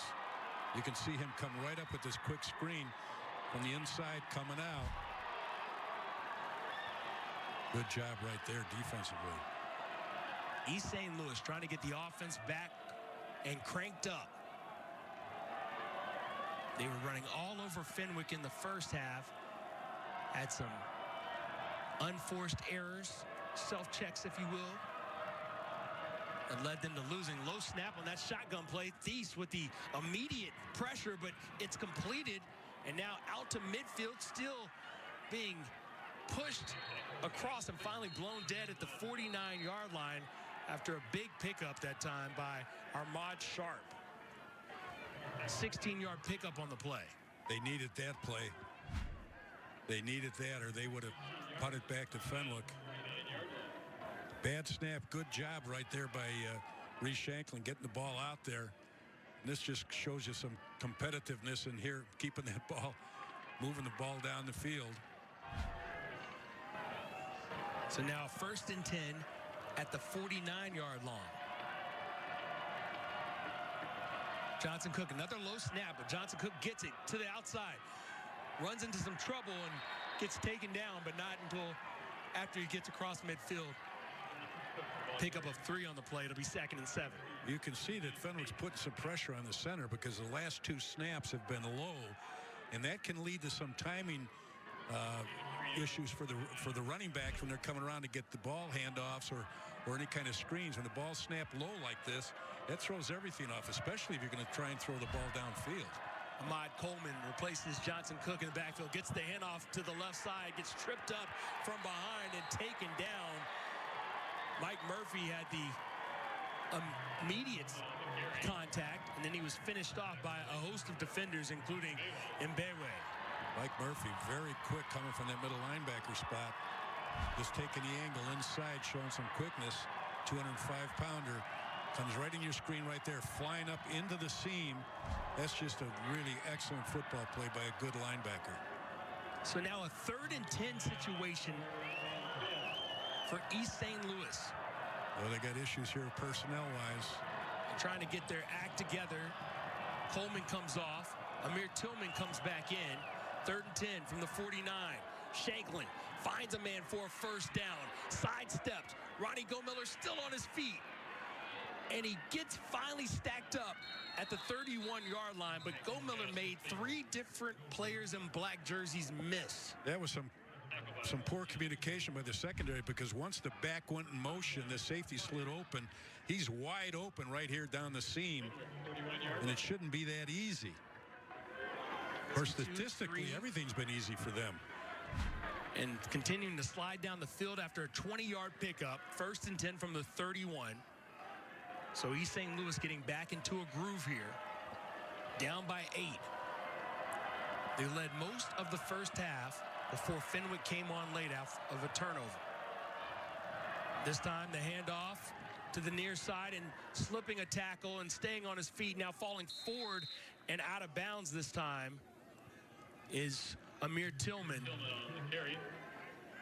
That's a big pickup inside the 25 down to the 23-yard line. It'll be 2nd and short. Excellent speed, get into the outside. He's only 5'8", 170 pounds, but he's a junior. and he's got excellent speed on the edges. So Tillman comes out. Johnson Cook back in. Shanklin orchestrating it all. Already under 5 minutes to play here in the third quarter. Shanklin gives it to Johnson Cook. Comes back to the left. Bowls over one defender. Finally pulled down.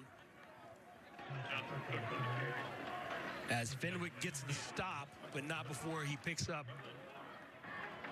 a first down. It's a 4-yard pickup. 1st and 10 from the 19 now.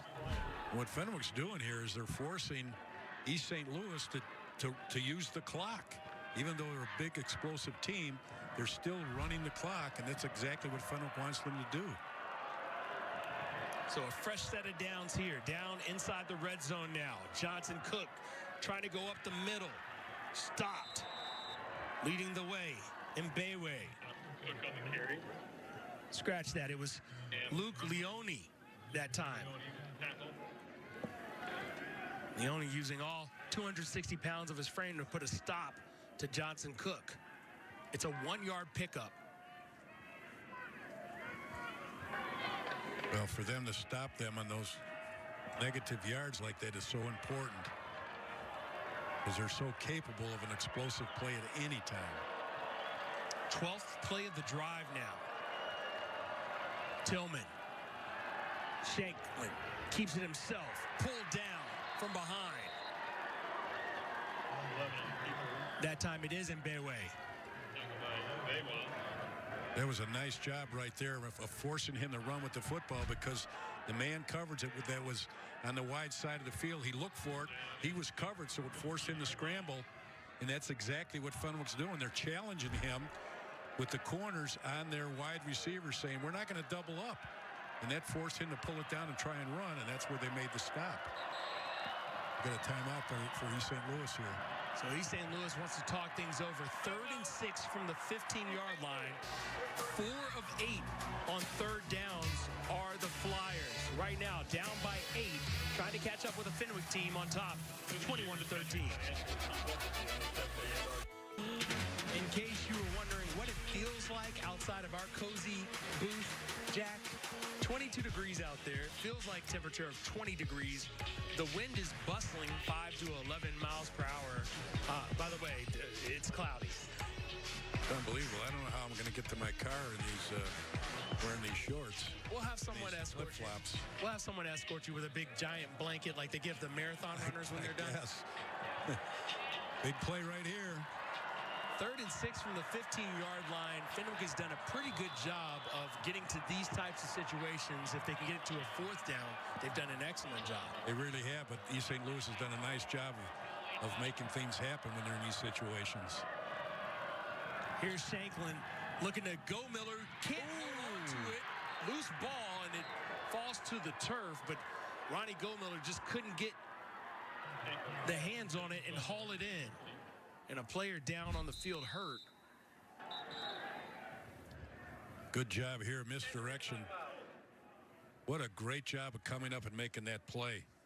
That's outstanding defense right there by Aiden Williams, number 28. Big play. And Williams is still down, I believe. Looks like a cramp. The training staff is over to talk to him, but back to the game itself and the next play, 4th down. Who'd ever thought you'd get a cramp when it's 20 degrees? Well, you know, got to hydrate. I tell you that all the time. Yes, and that's what you get fooled out here, because you're not down here sweating, and it feels good to be cool. Yes. Or maybe not good, but it feels better to be colder and feel like you're good, but you still need to hydrate even if it's not hot outside. You're learning a lesson. I've been trying to tell you that. Yeah, I'm so glad you're here to stay hydrated, to impart your wisdom upon me and everyone listening to this broadcast right now, as looks like he's going to be okay, getting escorted off the field. But East St. Louis, 0 for 3 on 4th down in this game. Yeah. And every time we've said it, it's been a big one. Yeah. There's another big one. So 6 yards to go to get to the 9-yard line. It'll be interesting to see what they dial up here. In the backfield alongside is LaRon Baker Jr. now. The wide receiver is the option to be in the backfield. And now he will split out wide to the left. Now there's no inside linebacker, so you got to watch for the quarterback draw. And a flag comes out before the play. It is a false start against East St. Louis. Yep, that's what it is. On the offense. 16, 5-yard penalty. Replay, 4th down. Now, by formation here, you could see what they're trying to do. They're spreading them out by formation. Then they take that back and they run him in motion. That pulls the middle linebacker out to have pass coverage on him. Quarterback's all alone for a quarterback draw. Well, now you can see they're trying to do the same thing, but Fenwick's not falling for it. 4th and 11 from the 20 now. That was their 7th penalty for 50 yards. Here's Shanklin. Connects. He's got his man. First down. And he's got a first down. LaRon Baker Jr. comes into the game and makes an impact play, gets down to the 6-yard line where it will be 1st and goal for the Flyers. What a nice throw by Shanklin sitting in there and putting the ball right on the money. Pretty good catch right there. But what a big first down for East St. Louis. First down. Looks like East St. Louis has an injury now, as limping off the field. It's one of their receivers, Jamori Ware. He had a pretty nice cushion there. Kind of surprised that he had that much room down there. I think they kind of out-personneled them as far as matching up, the matchups on that particular formation. We have twin cramps going on the field. Jamari Moore just walked off the field. He's dealing with a cramp. And if you look out there, you see one of Fenwick's players also dealing with a cramp. So I think everyone, because it's not hot, they're not drinking as much as they should. And now we've got a lot of cramps out here in the second half of this 6A title game. Kind of interesting.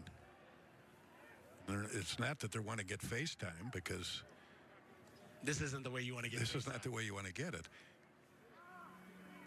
Boy, that was a big play for East St. Louis.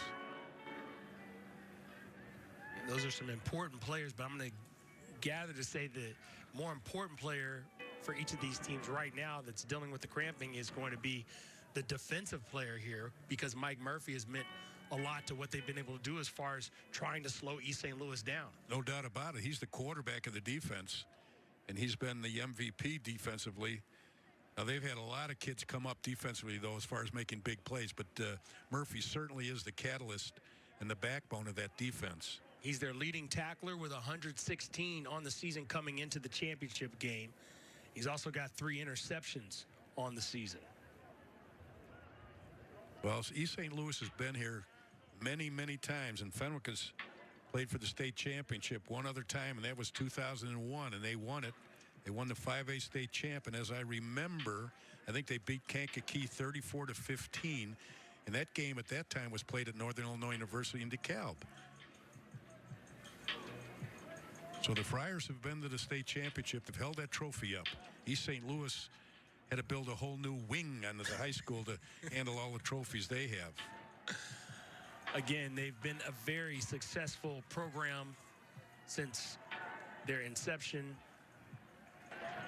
They're going for their 5th state championship in the last 10 years, 12th overall tonight. That's an amazing statistic when you think about it.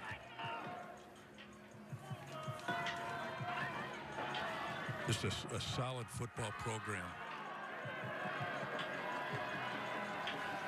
And now back to work. 1st and goal from the 6-yard line with 2:25 to play here in the 3rd quarter. Johnson Cook back into the game. He gets the handoff, going to the left side, staying on his feet but being dragged down before he can get to the end zone. Pickup of a couple down to the 4-yard line before being tripped up. See, down in this area, speed is not a major factor. It's more line play and getting right at people with some power running.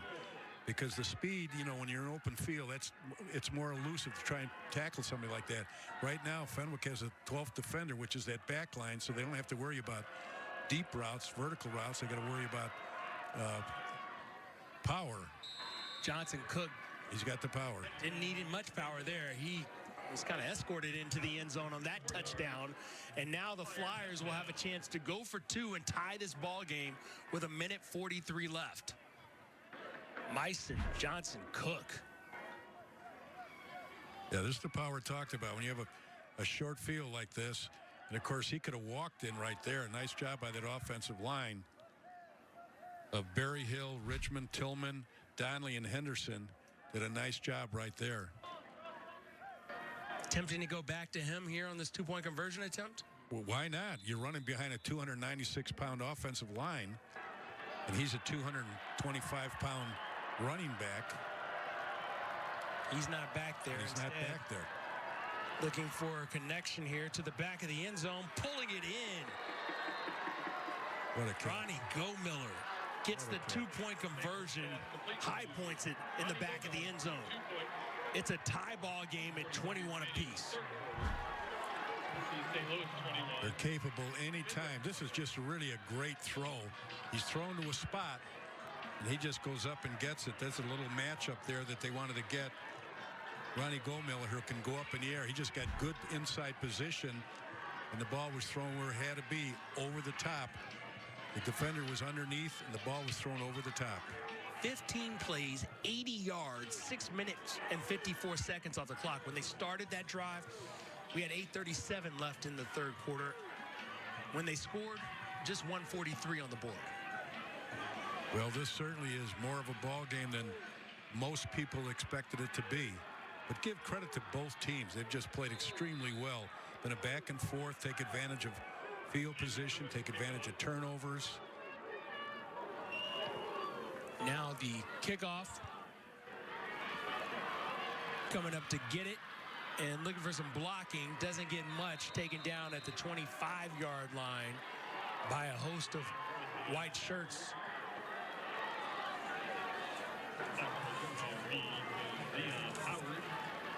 Good job there, the coverage team.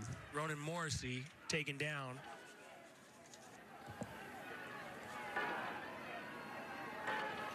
And now we'll see how Fenwick responds after having this ball game tied up. You know, Fenwick's not a big play team. That's not how they've made their bones this season. They've been a team that's been very methodical, and they had a running game, but this year, tonight, it just hasn't been there.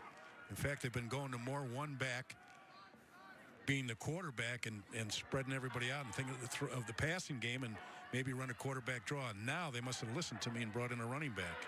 Here's Jake Thies, as requested. He's loose. He's got room. He gets across the 50. Will he be caught from behind? Into the 10, and he's gone. Wow. A 74-yard touchdown. Jake Thies, the immediate response for Fenwick as they retake the lead over East St. Louis. Unbelievable. I just don't understand it. Here I'm thinking they don't have a running back, and now all of a sudden he pops one in the first play. Is the booth bugged here? Are they listening to what we're talking about or something? It does feel like they have some kind of bug in the system listening to your every word, Jack. Well, I don't know about that. What a play by Jake Thies. I really think that he had that kind of speed.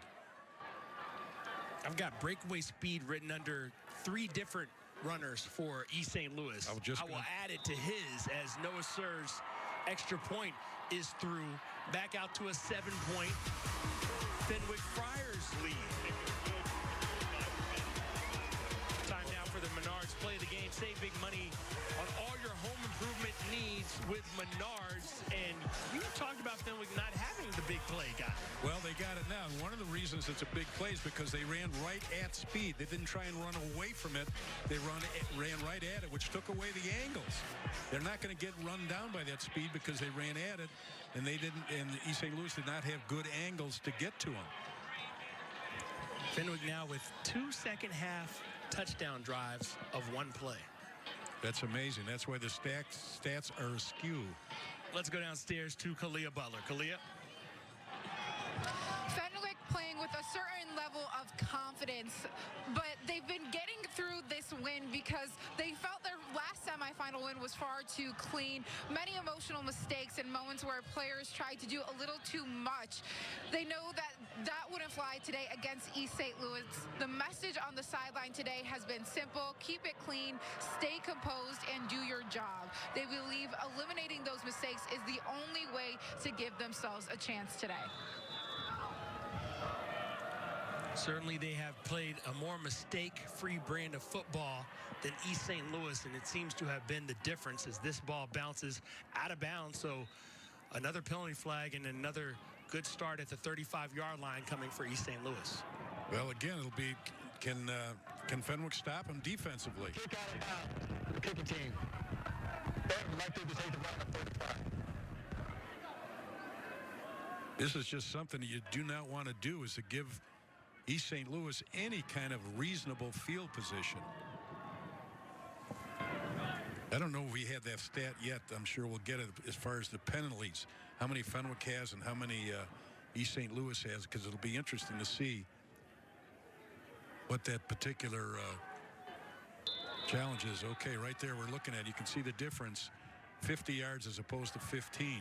Well, it is 50 yards as opposed to 15, literally. 7 yards for 50 penalties for one side, 2 for 15, and sliding through and staying on his feet all the way out to the 48-yard line, a pickup of 13 that time.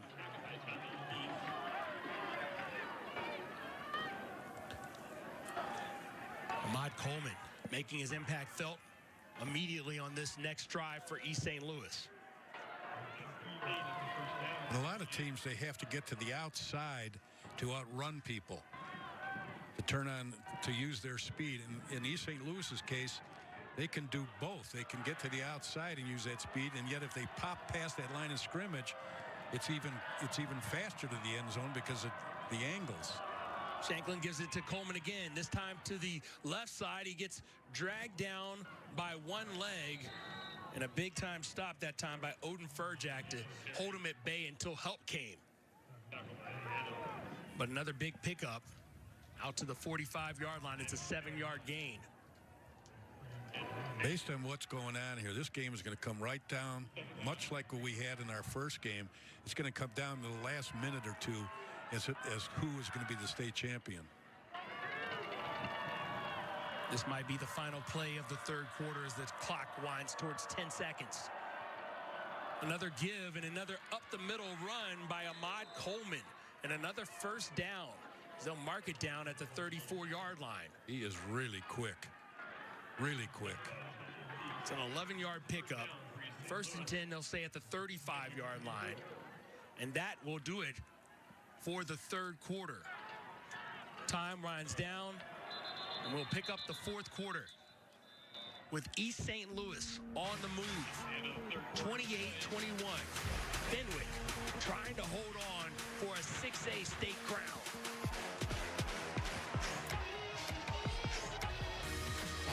We're back with the defensive play of the game, brought to you by Union Carpenters and Contractors, partners in building communities and supporting working families. An errant throw by Bree Shanklin, and Odin Furjak says, give me that. I'll do something with it. Well, he stopped the score because East St. Louis was on a drive right there to put it into the end zone.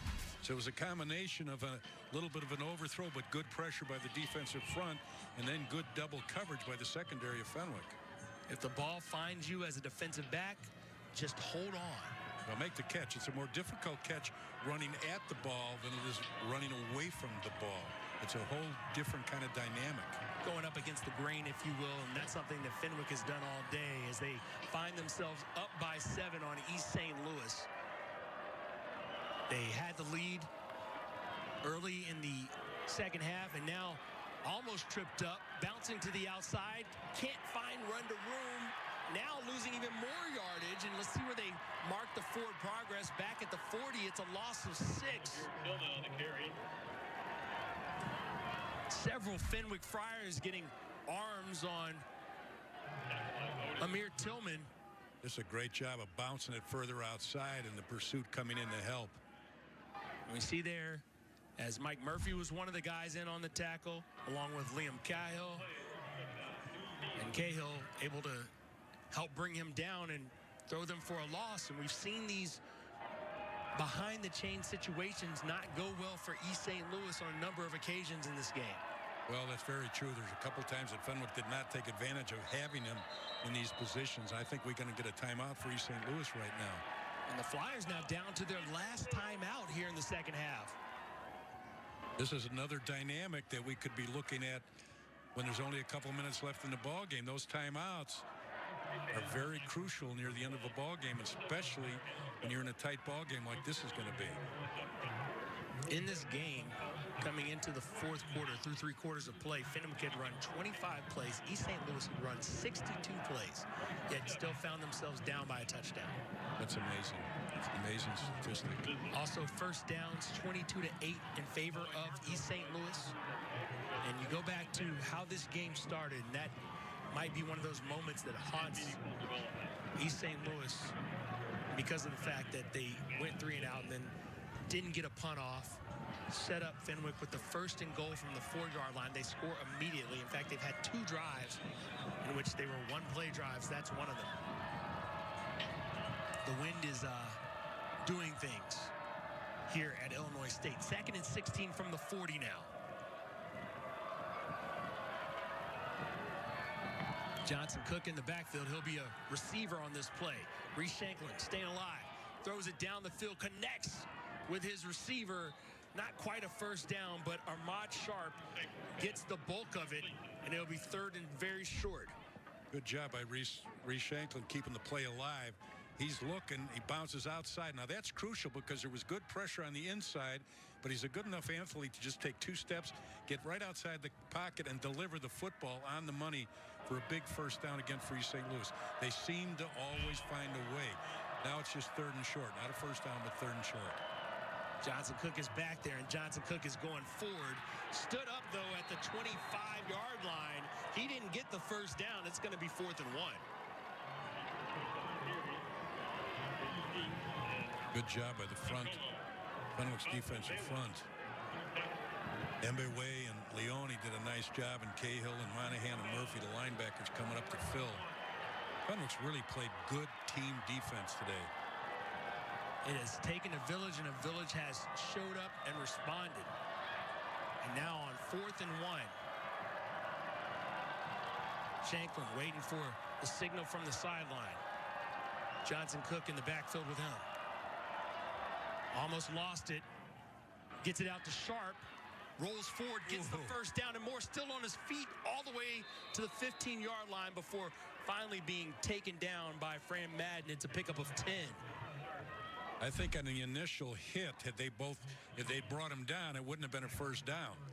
Right here on the initial hit, that could have been a stop on the 4th down, but he just did a nice job of spinning out and picking up a real big first down for East St. Louis. So Sharp lowers his shoulder, does a spin move, gets 10 yards on the play, and now they're down to the 15-yard line. Just over 10 minutes left in regulation. Having some issues here formation-wise. Play clock down to 5. They'll give it to Johnson Cook. He'll twist his way inside and be taken down eventually. Tommy Thies making the tackle, but not before a pickup of 3. We are doing more weather stuff. Temperature now down to 16, the feels like anyway. That's what matters, trust me. And the wind has picked up a little bit, up to 7 to 13 miles per hour. Give these players a lot of credit because they're playing as if it's just a normal fall day. And here on the inside and dragged down by Leone is Ahmad Coleman. And I'll make it 3rd and 4. Now, a crucial aspect of this is it's 4-down territory, obviously, for East St. Louis. And they're not going to settle anywhere because they don't have a kicking game to speak of as far as field goal or anything. So it's 4-down territory, no doubt about it. Here's Coleman. He'll get the handoff, and he'll get all the way to the end zone. Slides outside. No one can catch him, and Ahmad Coleman has brought the Flyers within 1 extra point pending. This 4th quarter touchdown brought to you by SIU Carbondale. Say yes to SIU. Well, let's see what personnel they're bringing in here. Well, they're going to kick it. We talked about the wind picking up. It's going to be Damon Pruitt on. Came into this game 60 of 77 on extra points. He hasn't had a good night tonight, but season-wise, he's had a pretty good year. Now here comes the all-important extra point attempt. It is up, and it is good. Tie game. What a time to make it. East St. Louis, Fenwick, 28 apiece. Just over 9 minutes left in the 6A state championship game. Imagine going from the classroom to the big stage.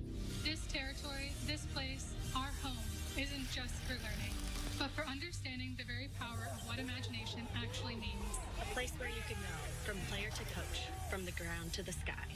So close your eyes, envision the roar that is a spirit of thousands of Salukis. Capture this moment and go forward together.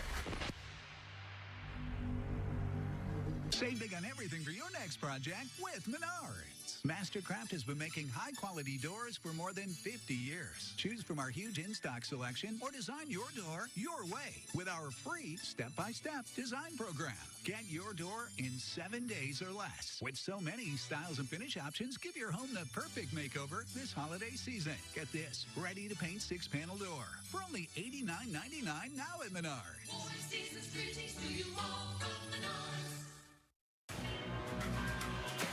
Day 2 of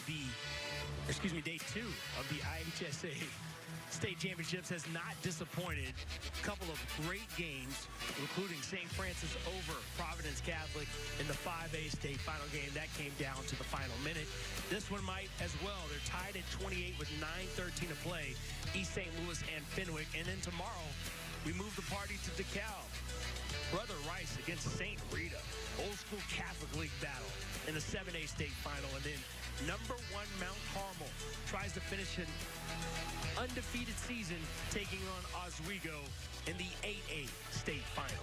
Should be a great one. Should be a great one. And of course, Mount Carmel, many people, and I've said this before when we've had a couple games, and the word that I don't like is generational. Okay. Remember how they've talked about this as a Mount Carmel team that's generational as far as how good they really are. They've got 13 Division I players on that team, and they're young, and they really are a good football team. Here's Pruitt on for the kickoff. 28 apiece here in Normal, Illinois. This one's a short one. Pulling it in is Thies at the 32. Doesn't get far, though, maybe a couple of yards, but they'll have good field position out at the 34-yard line. Let me run something by you, Jack. East St. Louis, on its last 2 drives, 25 plays, 145 yards, and 11 minutes and 6 seconds off the clock. In between those 2 drives, there was a Fenwick drive. 1 play, 74 yards, 11 seconds off the clock. So East St. Louis has had the ball on offense 25 of the last 26 snaps. Yeah, and look at the score. That's amazing, absolutely amazing. If we just had a game of statistics right now, it would be could have been a running clock if we based it on statistics. Jake Thies, he's the man who scored on that 74-yard play. Looking for room on the inside. He'll twist his way for a positive gain, but only a couple. It'll be 2nd and 8 from the 36-yard line. Fenwick is determined to make this run game go so that the passing game will go, and that's how they've been effective throughout the playoffs this year. James Bryant on the stop there. Now they will reset under 9 minutes to play now. Getting their offensive personnel in order. Again, Jake Thies in the backfield. Low snap. Williams picks it up. Now pressure's coming. Trying to outrun it. Fumble. Ball comes loose, and right there to cover it up. On time is Cameron Garrett. Could have been disastrous for Fenwick. No doubt about it. But that brings up also a 3rd and long situation. 3rd and 8. And again, it's so tough for a right-handed quarterback trying to scramble to his left to make something happen. And that's the only option he had, was to go to the left, because the wide side of the field was somewhat congested with the receivers at Fenwick and the overflow of defensive backs of East St. Louis. Omari Hogan with a great play to run him down and force the fumble. And now Jamin Williams looking at 3rd and 8. 3-man front. He's going up. He's got a man wide open. He catches it. And then jogs out of bounds nonchalantly. Jimmy Watts. I think a wide open. I think he cramped up. And that's why he went out of bounds. He couldn't finish the run. So the cramps, they attack again. But what a play. It's a 38-yard play. As that could have been a touchdown, but Jimmy Watts cramps up as he catches it. Boy, the coverage got goofed up on the formations, and Fenwick took advantage of it.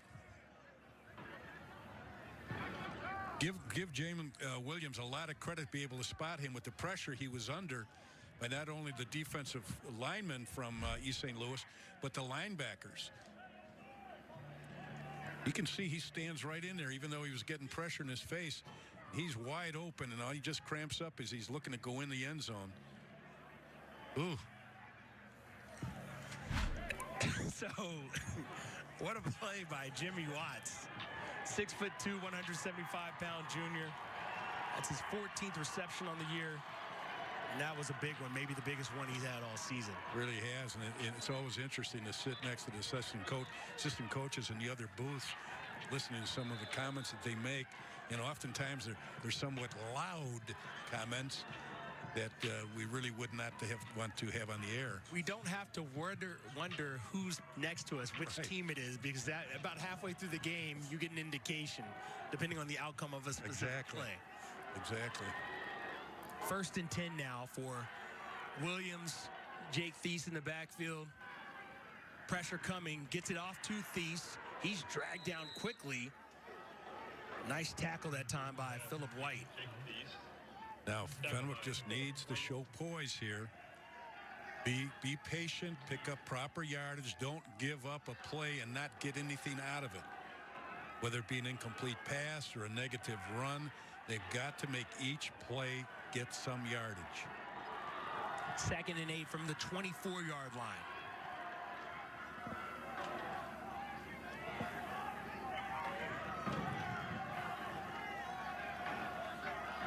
Williams on the day, 7 of 13, 153 yards. Now going forward with it is Williams. They'll take it all the way down to the 16-yard line. First down. 8-yard pickup, and yes, they will move the chains. Big play right there. Doesn't have to be a 60-yard play to be a big play. It can be a 6-yard play and be a big play, and that's what that was.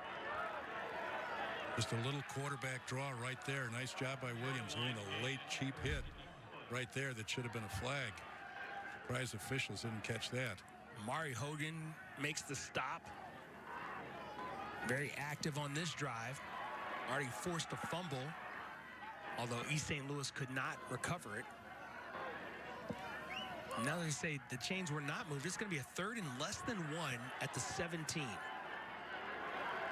Again, Thies in the backfield, but it's Williams who will keep it. Looking for room to run. He will plunge forward ahead across the 15-yard line, and it will be a 1st down. Pickup of 3 on the play. Good job right there. Making those chains move along there. Good job by that offensive line of Logan Schultz, Adam Calandron, Connor Wall, Cam Rutland, and Vincent Fagliglio.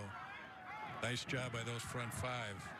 Chain's not the only thing moving. That clock continues to wind down. Under 5.5 minutes to go. Really needing a touchdown here. Fenwick. And a timeout's going to be taken. Flag is thrown. Oh, this is a killer.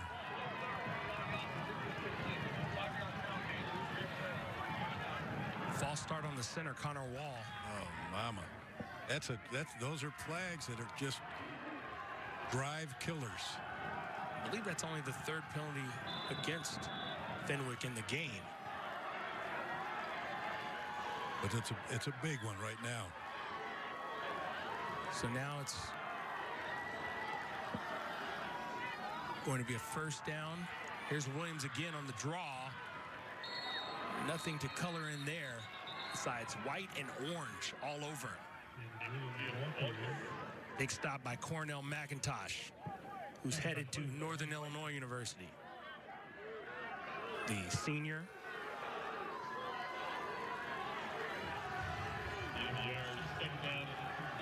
Again, can Fenwick show poise here and make some plays? Doesn't have to be a touchdown this play. All it has to be is a 4 or 5 yarder. They need to keep the chains moving because they can still pick up a first down. 2nd and 14. Don't get too greedy here. Williams, the give to Thies. No, it's a fake. Now over to Garrett. He's brought down. That's going to be a loss of a yard, I believe. And that's going to bring a 3rd and very long. 3rd and 15 from the 18 is the official spot. Well, this just took too much time and allowed them to come up, plus thrown it into the short side of the field. And East St. Louis took advantage of that defensively. Mari Hogan, Tyrell Johnson in on that tackle. Now again, Fenwick going empty with the formation, which spreads them out, but East St. Louis is keeping a middle linebacker there as kind of a spy on Williams. So if he scrambles or try to run, he can be the filler. We'll see if they adjust accordingly. You can see that middle linebacker coming up right there talking to that defensive tackle. And Matt Battaglia takes a timeout with 3:31 to play. Big 3rd and 15 coming up for Fenwick. They're tied with East St. Louis here in the 6A state championship game. IHSA Football State Finals are presented to you in part by Country Financial.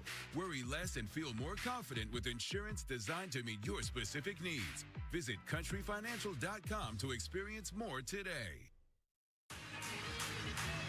Back here in Normal, Illinois, on the campus of Illinois State University, all square at 28 in the IHSA 6A state championship game between East St. Louis and Fenwick. The Fenwick Friars facing a big 3rd and 15. Jamin Williams, empty backfield. They're at the 18-yard line. With only 3:31 to play, trying to get points on the board.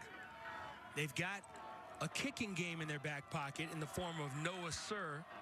He's 8 of 11 on the season from field goal distance, including the long of 41 yards.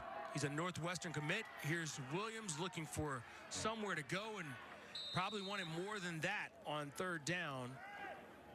He might have been setting up the field goal with that run. He kept it inside the hash marks, Marshall, and so I'm thinking that's why he did that. He didn't try to pop it outside, which would have been a tougher angle, especially with this wind. It's easier for a kicker when he's kicking, when it's a tough wind like this, where he's able to kick straight rather than an angle from the hash marks. So now Fenwick 4 of 8 on 3rd down. They're not going for it here. Instead, they're trying to get a 31-yard field goal from Noah Sir. Snap is good, hold is good, the kick is up, and the kick is true. Would have been good from probably twice that distance. It's a 31-yard kick. Okay, maybe not twice that distance, but 31-yard kick, and that. You got a penalty here. It is a penalty. Now, are you going to take points off the board, or is it going to be a first down penalty? I don't think so, unless it's a roughing call, and it could be a 15-yarder, and they'd end up would be half the distance. They'd be down about the 1-yard line. This will be an interesting call here. And they're discussing it, are the officials. This could be some sort of a unsportsmanlike call.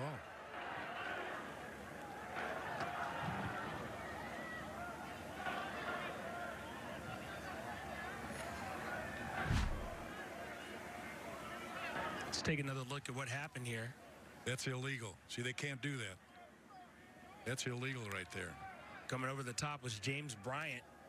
Now, that's their track background, see, running over the hurdles, but it's illegal in football. And it's a safety precaution, actually, for the offensive linemen. They stopped doing that probably about 15 years ago. They put that in as a penalty.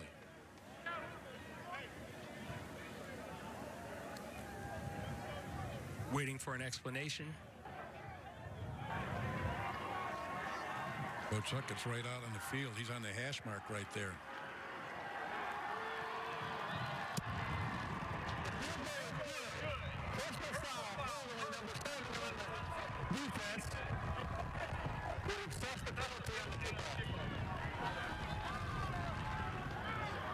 So the penalty will be assessed on the kickoff after a 10-play, 52-yard drive that ends with a 31-yard field goal. Kind of interesting that Fenwick's drives are all relatively short drives, and East St. Louis drives are much longer. Of course, they have the firepower to be able to sustain those longer, explosive drives. Good shot there, a three-star recruit going to Northwestern. His stats, as you mentioned, are amazing.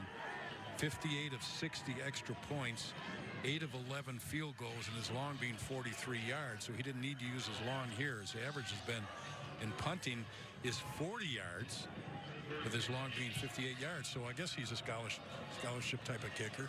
Was 58 yards in this game, if you remember his first punt. That's 61 right. yards, set a new season best. I can never top you. You always... Oh, no.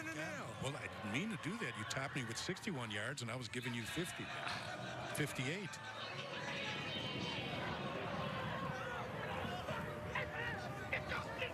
Almost had too many men on the field again. So Noah Sir now getting ready to kick off. He'll kick off from the 45-yard line of East St. Louis. So this one should be through the end zone with no problems, based on what we saw earlier in this game.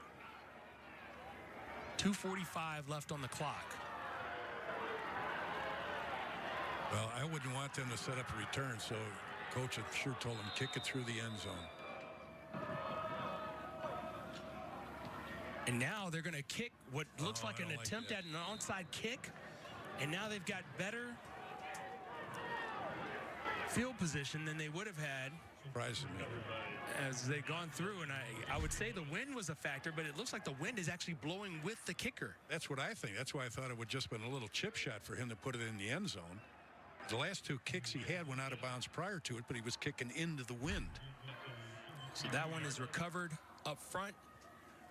And now, with 2:45 to play, which is probably an eternity, or seems like it at least, for East St. Louis, they just need a touchdown to probably win this game unless they score too quickly. My thing is, I think 2:45 is an eternity for Fenwick with East St. Louis having the ball. Knowing how explosive they are, how many times they turn fourth and 12 or 4th and 15 into first downs.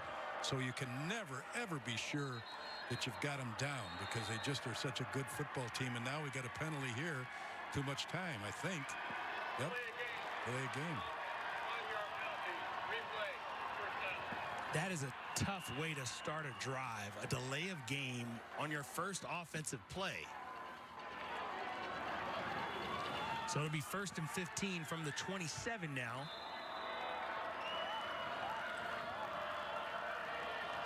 Myson Johnson-Cook in the backfield. Off the play action. They'll go down. Took it off. Beast trying to find his way back across the field. He will. Will he be hawked down from behind? Still on his feet. Are you taken kidding? down at the 4-yard line. A 41-yard return, and maybe the play of the night for Jake Thies. He's done it on offense. Now he has done it on defense.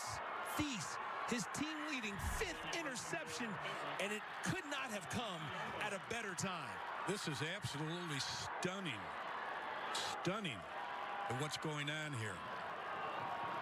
I mean, they did a crossing route right here, and he just came underneath and picked it off. Fenwick defensively is just playing amazing football and very smart football. That's just a great play right there.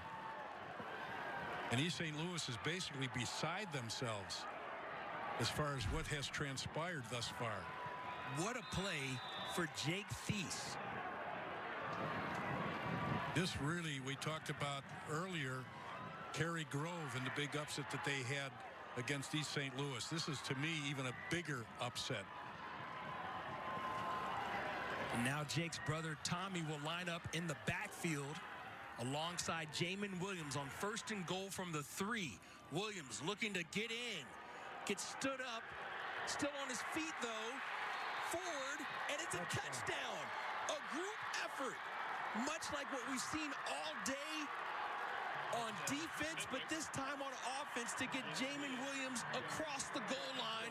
This fourth quarter touchdown brought to you by SIU Carbondale. Say yes to SIU. That is the third one-play touchdown drive by Fenwick in this game. Well, Fenwick just takes advantage of opportunities. No doubt about it. What I call a very efficient offense. They are up by 2 scores, are the Friars, with 2:22 to go. Sir on for the extra point, and a flag comes out. See what the call is. I think it might have been an offside on the edges of East St. Louis. No, they're not going to.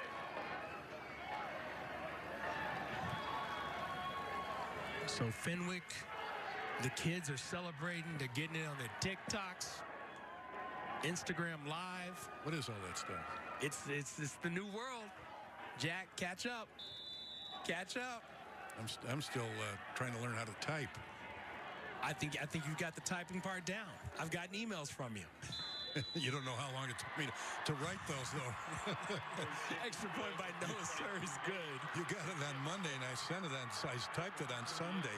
That's more about your internet speed than anything else. Fenwick has a 10-point lead, and where would this one rank when we're talking about upsets in state title games with an East St. Louis team that, again, they haven't lost to an Illinois team since that Cary Grove win in the championship game a couple of years ago. Yeah, it's amazing. And, you know, it's just amazing to watch. And being a Fenwick alumni, you know, I'm stunned, to be honest with you, that they're playing the way they are and taking advantage of all these situations. Here it's an underthrown pass, and he picks it off and takes it almost all the way into the end zone. And it's just amazing how they've taken advantage of all the miscues that East St. Louis has had. And here's Williams getting in behind that big offensive line of Fenwick that averages 260 pounds and just forcing that into the end zone. And they've just brought East St. Louis to their knees as far as taking advantage of plays. Statistically, it's going to be mind-boggling at the end how little Fenwick has, but how much they have on the scoreboard. And there is the kick through the end zone by Noah Sir. So 1st and 10 from their own 20. They've got 10 points they need to make up. East St. Louis. We know the kicking game hasn't really been there for them all season long. So they're looking at best at maybe a quick touchdown, an onside kick attempt. Remember also the Flyers, they used 2 of their 3 timeouts earlier in the second half, so they're down to their last timeout as well. Yeah, they had issues with personnel, and there were 2 timeouts based on personnel. And I can tell you right now, I mean, all you got to do is watch them on the sideline. And are they capable of coming back with 2 scores? They are capable of coming back with 2 scores, but mentally right now, I don't think they're prepared to do it. Let's see what Reese Shanklin does. Back to pass, gets it out to his big running back, Myston Johnson Cook. Takes a few hits, gets stood up at about the 28-yard line. Keeps the clock going. That'll keep the clock going. It's an 8-yard pickup, so 2nd and 2 forthcoming as the clock's going to go under 2 minutes to play. That was a smart play by the Fenwick defenders to keep him in bounds. I think he was trying to get out of bounds, but smart play down to 1:50 right now.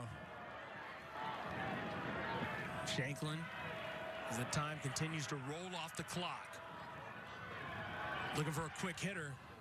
Gets his man to the outside, but quickly out of bounds is Ronnie Go-Miller. As coming across was Odin Furjak to get him out of bounds, and that'll stop the clock with 1:38 to play. Well, in the open, you know, we discussed East St. Louis, and we discussed how they couldn't get anybody to play in the state of Illinois, and they had to go out of state. And then we also said about competition against better teams. East St. Louis had to go out state to get 3 games and 3 competitive games because they didn't really have any in the regular season.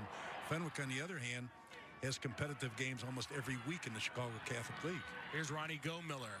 Gets the first down out to the 44-yard line, short of the first down. It'll be 2nd down and 1. 1:19 and counting, and just running out of time now is East St. Louis. They're going to have to do something down the field. Shanklin taking his time. It's a handoff this time, and stopped in the backfield, stood up, and sat down. Mike Murphy was there to start things, and then Aiden Williams comes in to finish it off on a negative play, or no gain at best. I think East St. Louis has waved the white flag at this point. They're more or less in shock, to be honest with you. Myson Johnson Cook going nowhere on that play. Now 3rd and 1, 30 seconds remaining. Another handoff to Myson Johnson Cook. He's across the 45 and down to the 43, and that might be the last play of the game. Clock continues to run. Fenwick with 38 points against East St. Louis. The clock continues to run. Under 20 seconds. Will they run another play? East St. Louis. East St. Louis has only been giving up 11 points a game in their first 13 games before running up against Fenwick tonight. Now Shanklin on the move.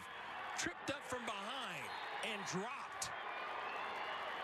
Mbewe, and the clock goes final. East St. Louis upset, shocked. The Fenwick Friars have posted the most points against East St. Louis of any team outside of IMG Academy, who also scored 38 on the Flyers. And the Fenwick Friars have the 2nd state championship in football in school history. What an amazing football game. This has been really exciting to watch the big plays and then just shorter plays that have made a difference in the ball game. Good shot of Coach Battaglia right there. Great job of coaching by he and his entire staff. And, of course, Fenwick Friars played really well, no doubt about it. And East St. Louis is an outstanding football team. And this was just another unfortunate upset in the state finals. Congratulations to the Fenwick Friars. Interviews and a trophy presentation on the other side.